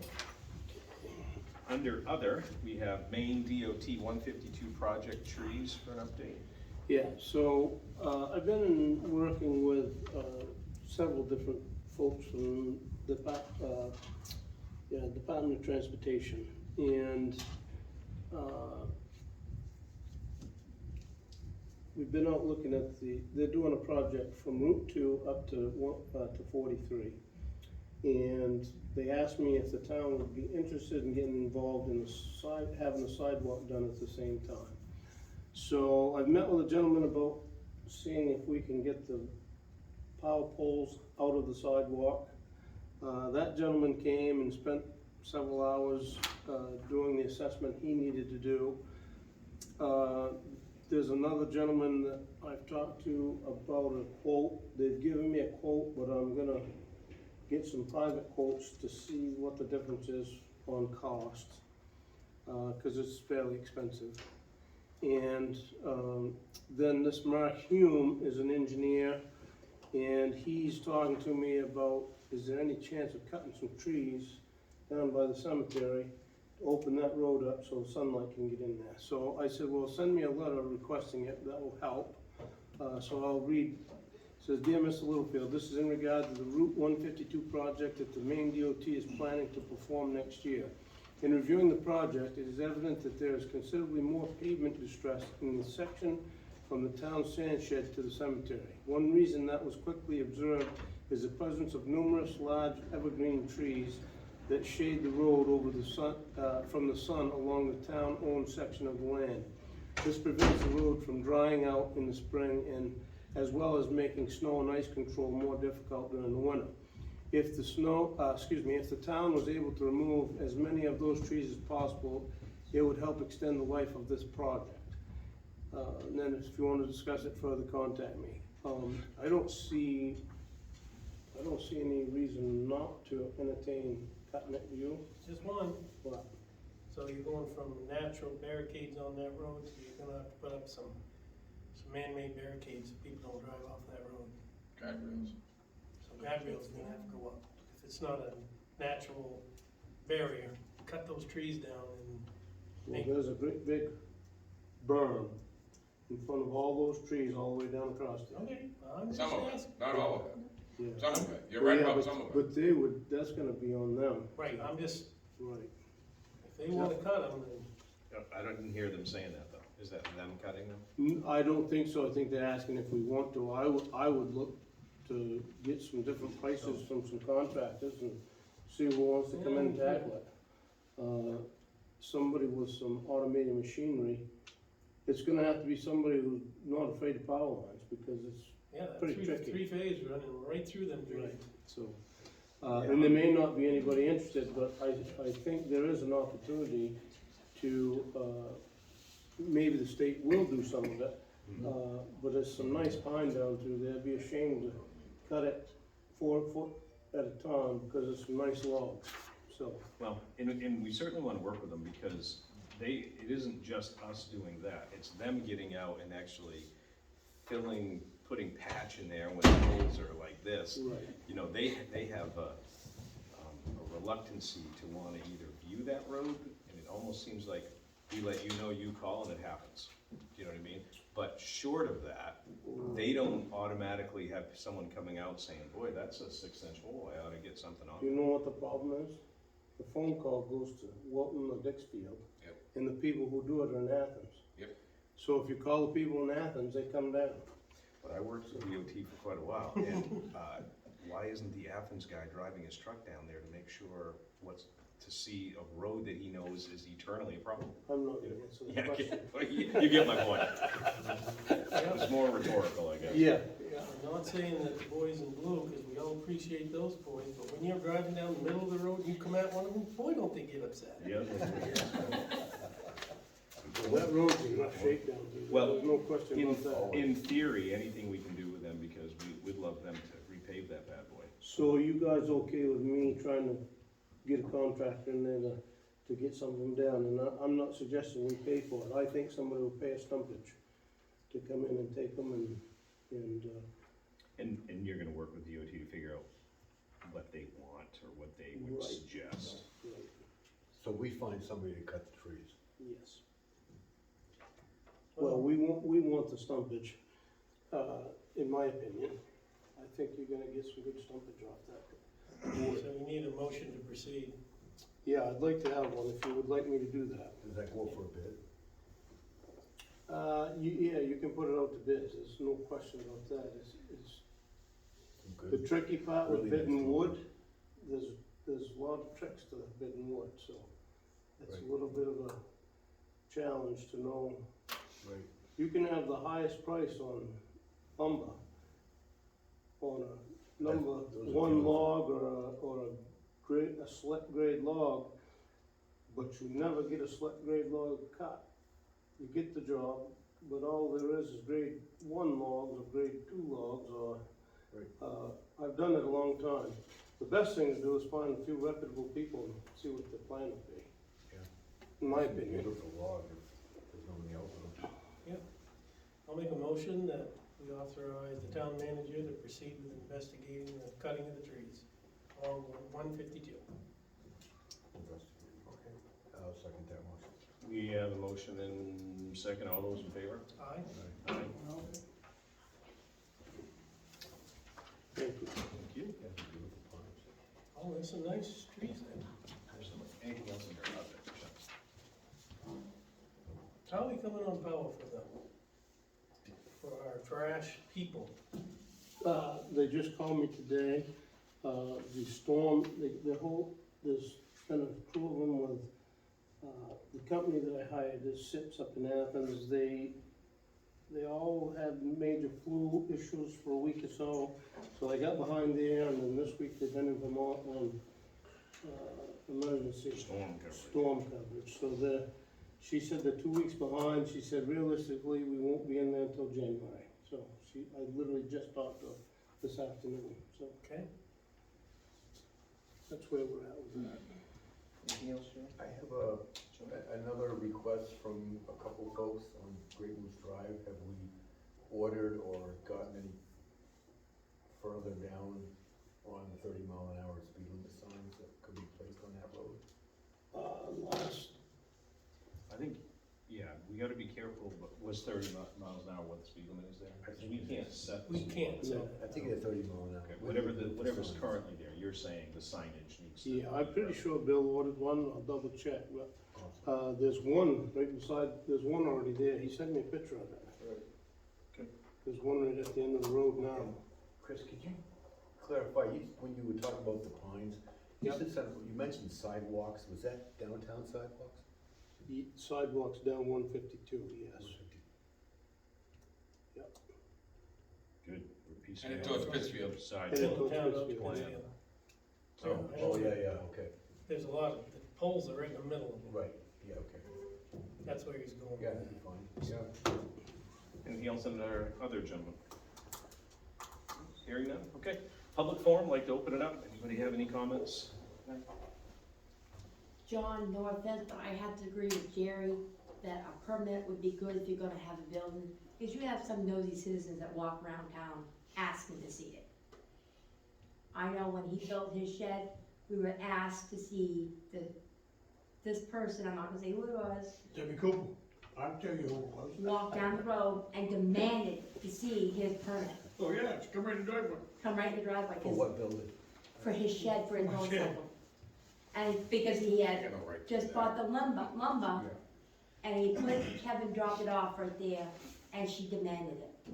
We tell you It was about your either show it property. to her or smack You So should I just showed tell her it to to get off your property. Anybody can tell them, there's a copy in the town office. Go Hey, I'm on. proud of that $57, Donna, waive your rate of base. Yeah, but the point is, you don't need to answer those questions. No. I was It's not- being polite. No, it's not And her for me, right to that see was that. polite. There's copies in the town office. Right. Right. And I am gonna paint it this year, that's part of my projects for this year. Took them 2 years to get it changed. I'm actually gonna take it off cement blocks, if I'm getting taxed for garage, I might as well have the cement pour under it. So I'm just gonna jack it up, put some more gravel in there. Very good. Karen, I saw you had a I fully 100% support having the DEP and the water people and Bryant's and concerned citizens involved in a larger meeting. And at that meeting, I want to make sure we get a definitive answer from the DEP as to whether they will allow any commercial business on the lake. And we believe that the brewery violates other shoreland zoning provisions. So before anybody spends a whole lot of money putting in new systems, if there are other violations, I'd like to know how to remedy those or get assurance that, you know, before the money is spent, that the DEP is going to allow the business. And we're putting our own business at risk because we've already heard that, well, the laundromat's in violation too. We're aware of this, but we're about lake protection and what you all love so much about Hartland is the beauty of the lake, and we'd like to see it kept beautiful. So. And all I've done is make sure everything I have done, I went to the DEP first. I didn't go to town first, you can ask the town members. I went to DEP first, so the DEP said, put in a holding tank. But a So commercial business that isn't was- allowed. That's not Come- true. come- That's the bottom Yeah, line. Mark's not- That's the bottom line. Okay, so. Come through me. Bottom line is you're trying to shut me down, I got it. Bottom line, yes, we are. And Okay, in all our right. own Seeing how business- we're getting a little divisive here. No, I mean- Bring Karen has the floor with me. Yes. Any other comment here? No, I encourage the meeting, I'd like to not put carts before horses and make sure things are done with the proper order considered. That, you know, we're not getting ahead of ourselves with the tank issue, that the larger issues are discussed and, you know, we make sure we're following the laws. So that being the case, if Now I you, may, hold on. if I may, Thank you. Anything else? I'm sad. Okay. could we get a specific list from you of what all those are, so that we can have an answer? Can I? We have Sure. provided You can bring it to shoreline me. So zone- you would like a to the list of any selectmen. issue that you feel like a citizen has an issue with your business? Well, actually, no. Okay. I wanna make sure that I am meeting the requirements of the law and Yeah. everything that's associated with it, because I have made every attempt to do that. Yeah. And I would like to make certain that, from a definitive answer standpoint, that there are no more hassles with people giving anonymous reports of me building things that I'm not building, for example. So, give me a list, let's get that definitive answer, because I want it too, because I want this over with.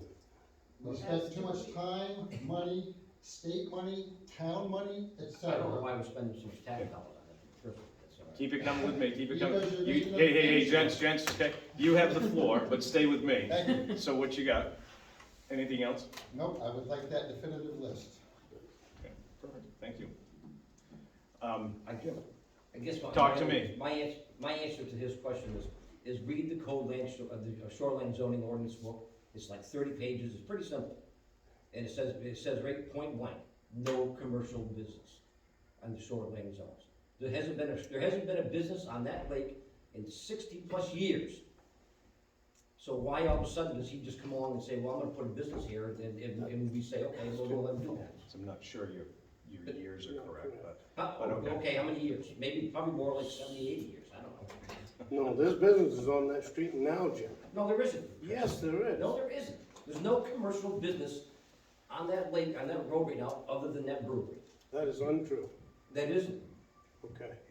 Well, Chris. I know for a just- fact I it's just untrue. asked you, read the shoreland zoning ordinance. So, Read the definitions. just like It's every right there, black and situation, white. just because you read it, doesn't mean you Let's see other interpreted it. commercial businesses. Which is So- why I think. All right, hold on, Jim's got the floor. Right. Do you have any other comment?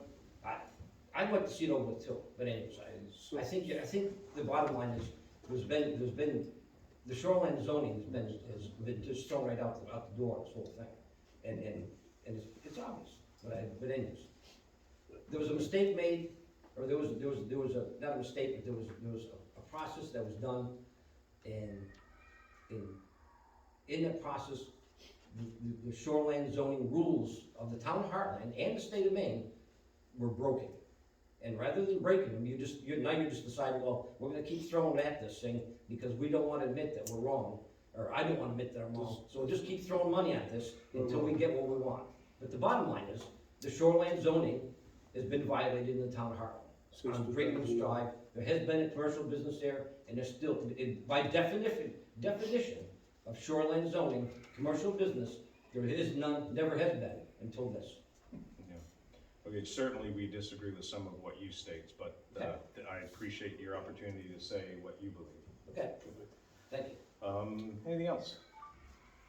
Yes. One of the things with the permitting, with the shelters and all that stuff, a lot of people put those up and they pour a slab, and the town doesn't know that they have the building or whatever, and then later on that slab and the building becomes metalled on the frame or whatever, and then next thing you know, it's got bedrooms in it and everything else. I mean, and it's not just in our town, that's everywhere you go, and the only way that you can keep track of that is by permitting. I mean, it's a bad way, but our permitting isn't even up to code, because we're permitting and giving permits for something that we're not even enforcing, because we don't have a code enforcement say, because we don't have the people. You know, most towns, you pay a permit for something, and I mean, that really would limit a ton of issues with any of that. You know, it's pretty hard to enforce some of them things when you get a guy that comes in on Wednesdays or any of that. I mean, and a lot of our little towns are like that. I mean, Pittsfield, you go over to Pittsfield, build a house, and you gotta have engineered headers and everything over your windows and doors, or you can't take and build the house. Right. So then you gotta actually get a builder that has blueprints and is not gonna take and build you something that's half what it should be, and charge you the cost of a guy that actually knows what they're doing. You know? No, somewhere it's a catch-22. That's a slippery slope. Well, it is. Because I don't know when Pittsfield started and all that, but I don't think. Pittsfield's always been one of the hardest, even years ago. Seekins was a code enforcement officer over there, and he did go by the book on it. And he didn't make friends at all, and you don't in any of those. I mean, I got places that we build, they come and inspect your drywall screws when you hang drywall. On a 12-foot sheet, you gotta have 48 screws in it. And if you don't, you gotta pay the $250 for them to come back and do it again. And you gotta do it again and again until you have 48 screws in every sheet. And some of that protects these other people that move into that house that just give $300,000 for the handyman special, and they think that they got a decent house. And they got a crapshoot is what they got, problems. Right. You know, it stinks. And I mean, our system is pretty, for $20 or whatever it is for a permit, if you are doing outside or whatever. Depends on square footage. You know, and the biggest thing, I didn't realize it for a long time, the biggest thing with that is, I mean, it makes the town aware of what's going on that property, so you can properly tax it, so that everybody else's taxes aren't going up to make up for somebody that isn't paying for that building permit, and they got 3 bedrooms in a tar papered shack that you don't know about or whatever. I mean, there's a lot to it, and all of them. I mean, it starts out as a little tiny shed, and then it's got a cement floor put in it, and sewer under the house, and that's not right. And the other thing is, I mean, all these new little Amish buildings, people putting them on and turning them into houses too. No, good points. Thank you. No, another example of that too is, I had a quasi hut, which Chris hit on earlier. We put walls on the ends, closed it in, made a shop out of it. Al Tempest to come over, needed a permit, okay, didn't know that, our bad. His exact words, if that was a carport, you'd have been all set. In turn, put a carport on my property, same exact thing that he said I'd have been all set on.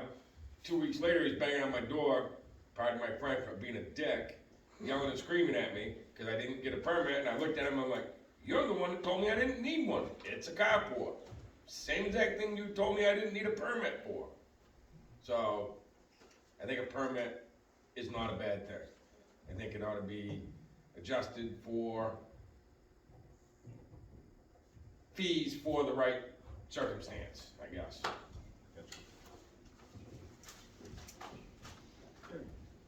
Well, I think we all can agree that things have been done in the past that may not have been dress right dress. So as you can hear, we are trying to bring things to the front, so we have less conflict when we get to these meetings like this. We want to make sure this is behind us, and we'll get the experts, all the people together, and we will come to a conclusion on that. But going forward, we also having code enforcement people, we're getting them educated, we're getting them on the payroll. We're trying to do things better. It shows. I don't know if you It can shows. hear it. No, it shows. We're trying. No, I agree, it shows. But it is, you know, the ship steers just a degree at a time. Yep. Over a long period of time, we'll get where we're going. We've just given you examples of. Absolutely. And We the ship is understand hard that. to stop. Yep. I think if we had So on that note, I paid a lot of money to do what I did. Yes. Based upon the state, the town, and now I'm expected to pay more in order to remove what I did in the first place. And so who's gonna pay for that? Thanks, Jim. I guess we'll find out. So, there you go, there's gotta be some redress for that, not out of my pocket, because I was told okay. Thank you. And the Maine legislature. And I got it in writing. I think it's 2,400 residents or whatever, we'd have to abide by the Boca Code, which is national, that's what Pittsfield is doing, that's why they are so strict, and a lot of the other towns also, it's all the towns that are under that population that don't have to, I mean, don't have to do any of that, yeah, you get away, that's why you see the Amish move in to Palmyra, to some of the eastern Maine, it's full Amish, because they can actually go in and rip out the toilets and all that stuff, and they can live in the house and it's okay, because they don't have to apply by that code. Yeah, you're right. And some of that would, I mean, you don't want people throwing feces out the back door and the whole works, that protect people's property and the ones that are trying to do things right. Yeah. But we I mean, we have some of that here. Yeah. Here in town. I can name a couple places. Yeah. Well, that's one of the things you'll see coming up. I Right. spent a little bit of time in the new code Right. that our new code enforcement has put out there, and we're looking through it, Yeah. fine tuning it, and that's some of the stuff that you just said is the stuff that hadn't been addressed before. Yeah. Like, yeah, it sounds funny, throw your feces out the window. Well, unless there's a rule saying you can't do it, and we've got it in writing and can enforce it, well, we have to. There's towns that Baby steps. people lost their house in a fire and they're a small town and they don't do OC permits to move in. And the insurance company don't need to pay them for their house because they didn't get an OC permit to move in to show that it's It's an too OC code. Not a C permit. So they don't get that code, they lose their whole house, 200 or 300. issue OC permit. Huh? Heartland doesn't issue an OC permit. That's what this is my, And so- Barbara and Charles Gould are a perfect example of that. And that was part of their problem when they had their house fires, they never had an OC permit to move into that house. The insurance company ended up getting out without paying them for that. And I've seen it in several different Was it towns. because of that or because it was deemed arson? No, the insurance company does not have to pay you because you are not to Boca Code. They can insure your house for 20 years And if your house isn't to the code of the building code statute, the insurance company can take and leave you high and dry after you pay 20 years of insurance on it. If you don't have firewall in your garage, firewall in your ceiling, it's gonna be mud and tape. If it isn't all of that, and that's one of the big benefits for the people as doing them permits is that all that stuff is to that code. Yeah. That way, when you do get into that situation, you're not left high and dry. In Goffstown, we had, if you filed a building permit, you'd have to start the building within 1 year, and it would have to be complete within 2 years, or. A lot of them make them come out and they do several inspections. Martha's Vineyard, we'd have sometimes 50 inspections before we got to the final, and getting ready to leave. But that's that camel's nose under the tent. Yeah. That, do we wanna be like Pittsfield one No. day, where you engineered? Well, in some Minimum aspects, I mean, it only saves, is what's sad is our youth are going and buying some of these houses, and they're paying $300,000-400,000 for a house, and then they find out that it's not even structurally sound. Right. You know, and that's the sad part about, yes, it is a pain in the butt, and people are infringing on your property and knowing what's going on, but also, I mean, what are we gonna leave our kids, and I mean, I'd be upset if my mom or my grandparents moved into a house that wasn't built correct, and some of that lays on the town responsibility, because we're not taking and making sure that we're following through with some of that. Yes, This is the last thing I gotta say. So, me and you, nobody else. Okay? me and you? Yep. Okay. Okay. Thank you guys again for last couple weeks. I do appreciate it. I do have a problem I would like to address, and it is with the town manager. I feel that my opinion, I do have some proof. My opinion, I feel that he tried to put a stop to it for whatever reason. I don't know. My personal opinion is just because he doesn't care for me and my brother. The feeling is very mutual.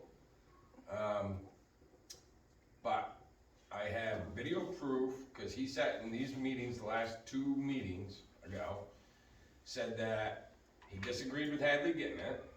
And I'm not trying to bring up Hadley's issue, I'm just bringing up what he said, okay? Because that's none of my business. Disagreed with that Hadley shouldn't have got it, was totally against it, argued against it. Is that or is that not what he said the last 2 meetings? You guys sitting right there, and I have other town people that were sitting in here too, that heard him. I regret not videoing them 2 meetings. Are you saying that Chris said in a meeting Yes. he didn't agree with what Hadley got? Yes. Yeah. Okay. I have video proof of him in a town meeting, selectman meeting, totally defending Hadley, making sure he got it. It is common routine that the town does this all the time, and it is state law that the town does this all the time, which is totally opposite of what he said in the last 2 meetings, which is why I am led to believe he was doing it just to be spiteful against myself and my family. Okay? Sure. Outright lying. And I'm sorry, but I can't prove it right now. I'm still working on it. No, you just said you had. Oh, I had the video for that Perfect. particular instance, yes, Perfect. and I can show you. That'd be great. Okay. Sure. But what I'm getting to now is, off that subject, I have other incidences that I'm getting the video for too, of him outright lying. My opinion, other people love him for whatever he is, or whatever he does, or whatever he holds over their heads. I think his contract's coming up. I think we need to put it out for other people to bid on his contract. And if he can't be honest and truthful, my opinion, the town don't need him. Thank you. The only thing I would say is, seeing as how you have offered up the evidence. Yes, sir. You should be able to provide it. I can provide it right now. Well, I'm gonna wait till after the meeting, because it is on my phone, and I'm not gonna stop that video till after the meeting. Sure. Okay. All right, good, thank you. Yep. Anything else? Public forum. Do any of us get to comment on this? Sure. Okay? You respect me Yes, at sir. all? Excuse me? You do respect me? None of you three have, as far as I'm concerned, have ever lied to me or ever done anything to me, so yes. Okay, on this particular subject, Yes. okay? And again, you've got your opinion. Yep. And this is my opinion. Yep. Chris did not have the information. Now, back to Hadley's thing, the reason that Whoa, Hadley, whoa, whoa, whoa. Have the information to what? he did not have what you heard our attorney say, okay? Until. He made all these comments before that attorney, That's correct. And my point is. including the first meeting. Okay? You're not gonna, I get what you're trying to say, and you're not gonna justify it. You didn't hear all that I had to say yet. Let's go, all right, Okay. I'll be quiet, I apologize. So, it was not looking good for you guys until the attorney got involved. Now, John and I wanted to make, and I'm not speaking against Mark and stuff, but Mark is very legalistic, regimented. If the law says this, this is the way he comes down on it. And what he heard was correct. I was not 100% convinced until you guys got the possession documents out saying that you could apply for the abatement. That was the key back, wait, please. That was the problem back when Hadley was doing it. It's this person that actually did the deed, like your people. He finally got his paperwork straight, so yes, it probably was a little wishy-washy, and like I told you, what we want to do is tighten up things around here. And like I said, if you can be the person's name on the paper coming to us with the abatement, which you did, and all the criteria, we're happy to move forward to give you that abatement. Okay? And he was not totally. Can I just, you're going way off key. I don't wanna talk about my abatement. I don't wanna talk about that. I understand what you guys did and what you went through for that. And I told you once already, and I'll tell you again, I appreciate that. Good. Okay? It is not about my abatement. It is not about whether I got it or not. My position is, when he went forward for Hadley, and again, this is nothing against Hadley, it just, all right, when he went for the other abatement, because I don't wanna keep bringing Hadley into this, because again, it's not about my abatement, it's not about Hadley. When he went for the other abatement, okay, he was all for it, it was all by state law, it was, the town does it every day, it's 100% correct, blah, blah, blah, against everybody that was sitting in that room that was asking questions about it, okay? That's his stand on it, okay? And did you know that that abatement was for, it was for the total bill, 75% of the total bill, okay? Not just what was gonna, he wasn't in foreclosure, we happened to be. But it was 75% of the total bill, plus it was for 2 buildings, okay? Which one person was still living in the other building. So Hadley got 75% of this, so let's just say, basically the total bill for the one building should have been 300, not 600, I guess is what I'm trying to say. If you split it down the middle, each building's 300, okay? If the total bill's 6, right? So he got money he shouldn't have gotten, and he was still all for it, and that was brought up in the meeting, okay? And then when we come forward to it, he's nothing but totally against it. It's personal. I'm sorry, but it's personal. It is. It's personal. He's totally against it. He's got to get the lawyer. He's got to do this. He's got to do that. He's got to do this. And it was all no until the lawyer told him yes. Okay? And if the lawyer wouldn't have said yes, he still would have been no. It is personal. I've caught him lying. I've caught him everything. What he said at that meeting and what he said at the very first meeting we were here, actually the first 2 meetings we were here, to show that was total outright lying. See, the true part of the problem here is if the select board follows the exact executive session principles, the totality of the truth, which may defend one part of the allegation, isn't allowed to be represented here.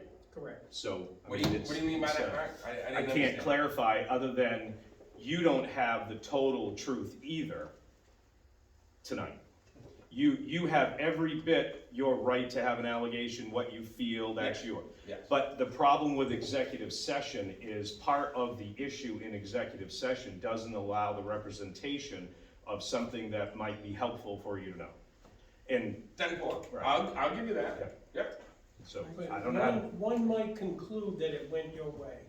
I'm not saying anything about what happened in the executive session, but the result went in your favor.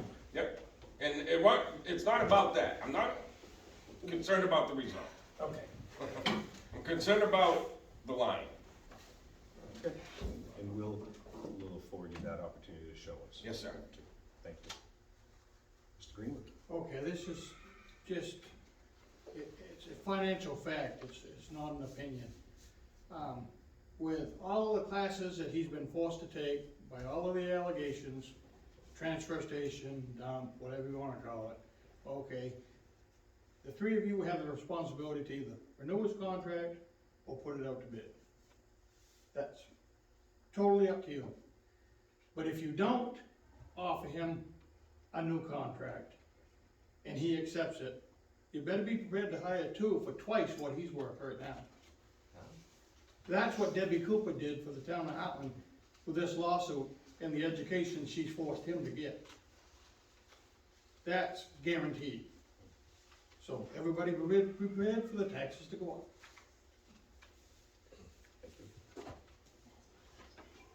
Yes, sir. Hey, George.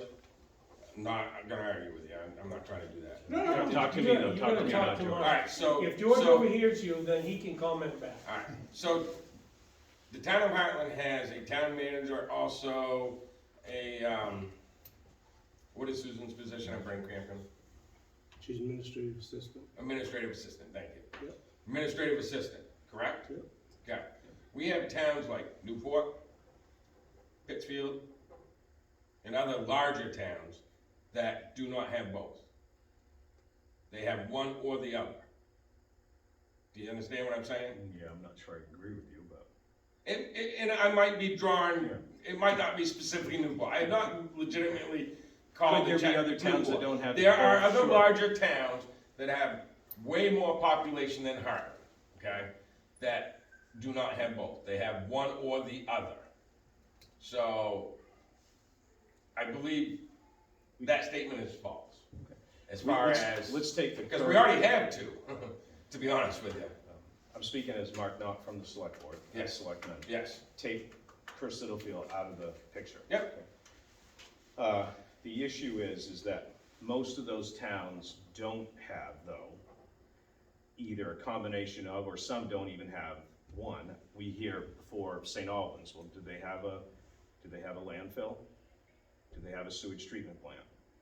I think I think they do have something for sewage. Don't they? They got town have a sewer. sewage treatment. They got plant. town sewer.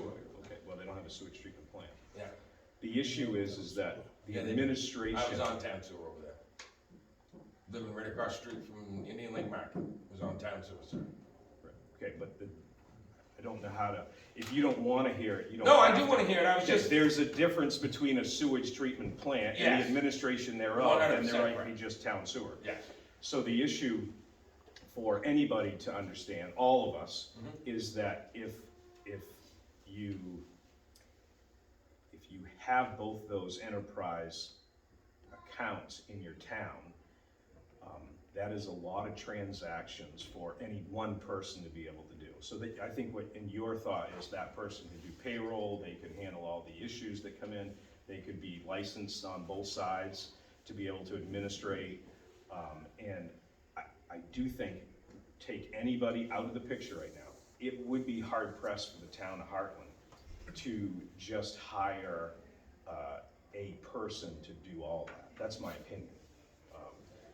Seems to be a lot of transactions. I know this, I had a couple of thoughts before I became a selectman, and then when you get a chance, as John says, to peek underneath the tent, you do realize that there are a tremendous amount of transactions. What I give you is, what towns should be continuing to always do is to look at how many people you have employed, and does that match the expectation of services needed by the town, and/or are we just having people, the proverbial leaning on a broom? And we don't want that. So I think I would agree with you, if your premise, George, was it would be hard for one person to do all the jobs that Hartland has kinda has now. Physically impossible. I think I would agree with that statement. And that's just my opinion, not because, you know, Debbie Cooper said we grew up, we did all, everybody grew up in this together. But from taking some of the same classes with this Summit Gas deal that's gonna be all done by February 1st, that he's had to take, it's mind-boggling. I don't have a funny bone in my body. All I think about is how this is gonna work. And it's all, that's financial, and this is financial. And I don't want my taxes to go up. Maybe you do, Mark Brooks, but I mean, the three of you have to put your heads together. I don't think anybody does, No, George. and that's just how it is. And it's like when they say the closure costs for that landfill. Well, that legal fees ate into quite a lot of that. You can get right on the computer and find out exactly, right to the penny, how much that was. That's public information. That's where 90% of the closure costs went, right there. Thank you, Debbie Cooper, and she don't even live in town anymore. I mean, I had a 1,300 feet of lumber on my lawn, like my wife said, and she was wanting to see the building permit. I wouldn't have showed it to her. Or Donna did, drove her right out of the driveway, but that's beside the point. I was being polite. I'm all set. Thank you. Yep. I'm all set, but I'm not for Chris, I'm not against him, I'm for the most bang for the dollar. And Susan is, quite a lot of education, what he does, behind her, but you need the both of them. He's allowed to be sick. There's seminars that he has to attend. There's meetings that you guys have to attend. First Park for one, and I'm totally against that. But that's besides the point, but it has to be attended. I mean, you know what I mean? So somebody's gotta man the fort while these other things are being taken care of by the board. Good. Thank you. All right, spirited public forum there. Good, good, all right. Thank you all for that. Why don't we take care of the sign warrants first, and then we'll go to the last thing, which is executive session, in case anybody wanted to be here on the side. I would. All right, Bubba, continue. Merry Christmas to you all, Happy New Year. Merry Christmas. Isn't your birthday January 4th? It is. We're getting old, George. Well, I was gonna bring you a birthday cake. He said he wanted somebody to bring it. I didn't hear him earlier. I was trying to get John and Jerry, but evidently George is gonna come through.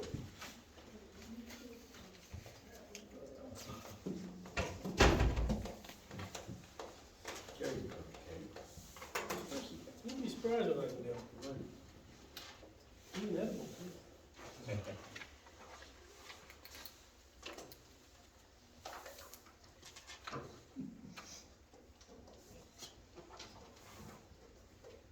I never come on.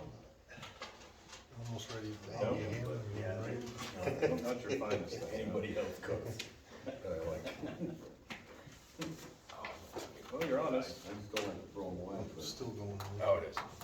It's about dead, though. It is, too.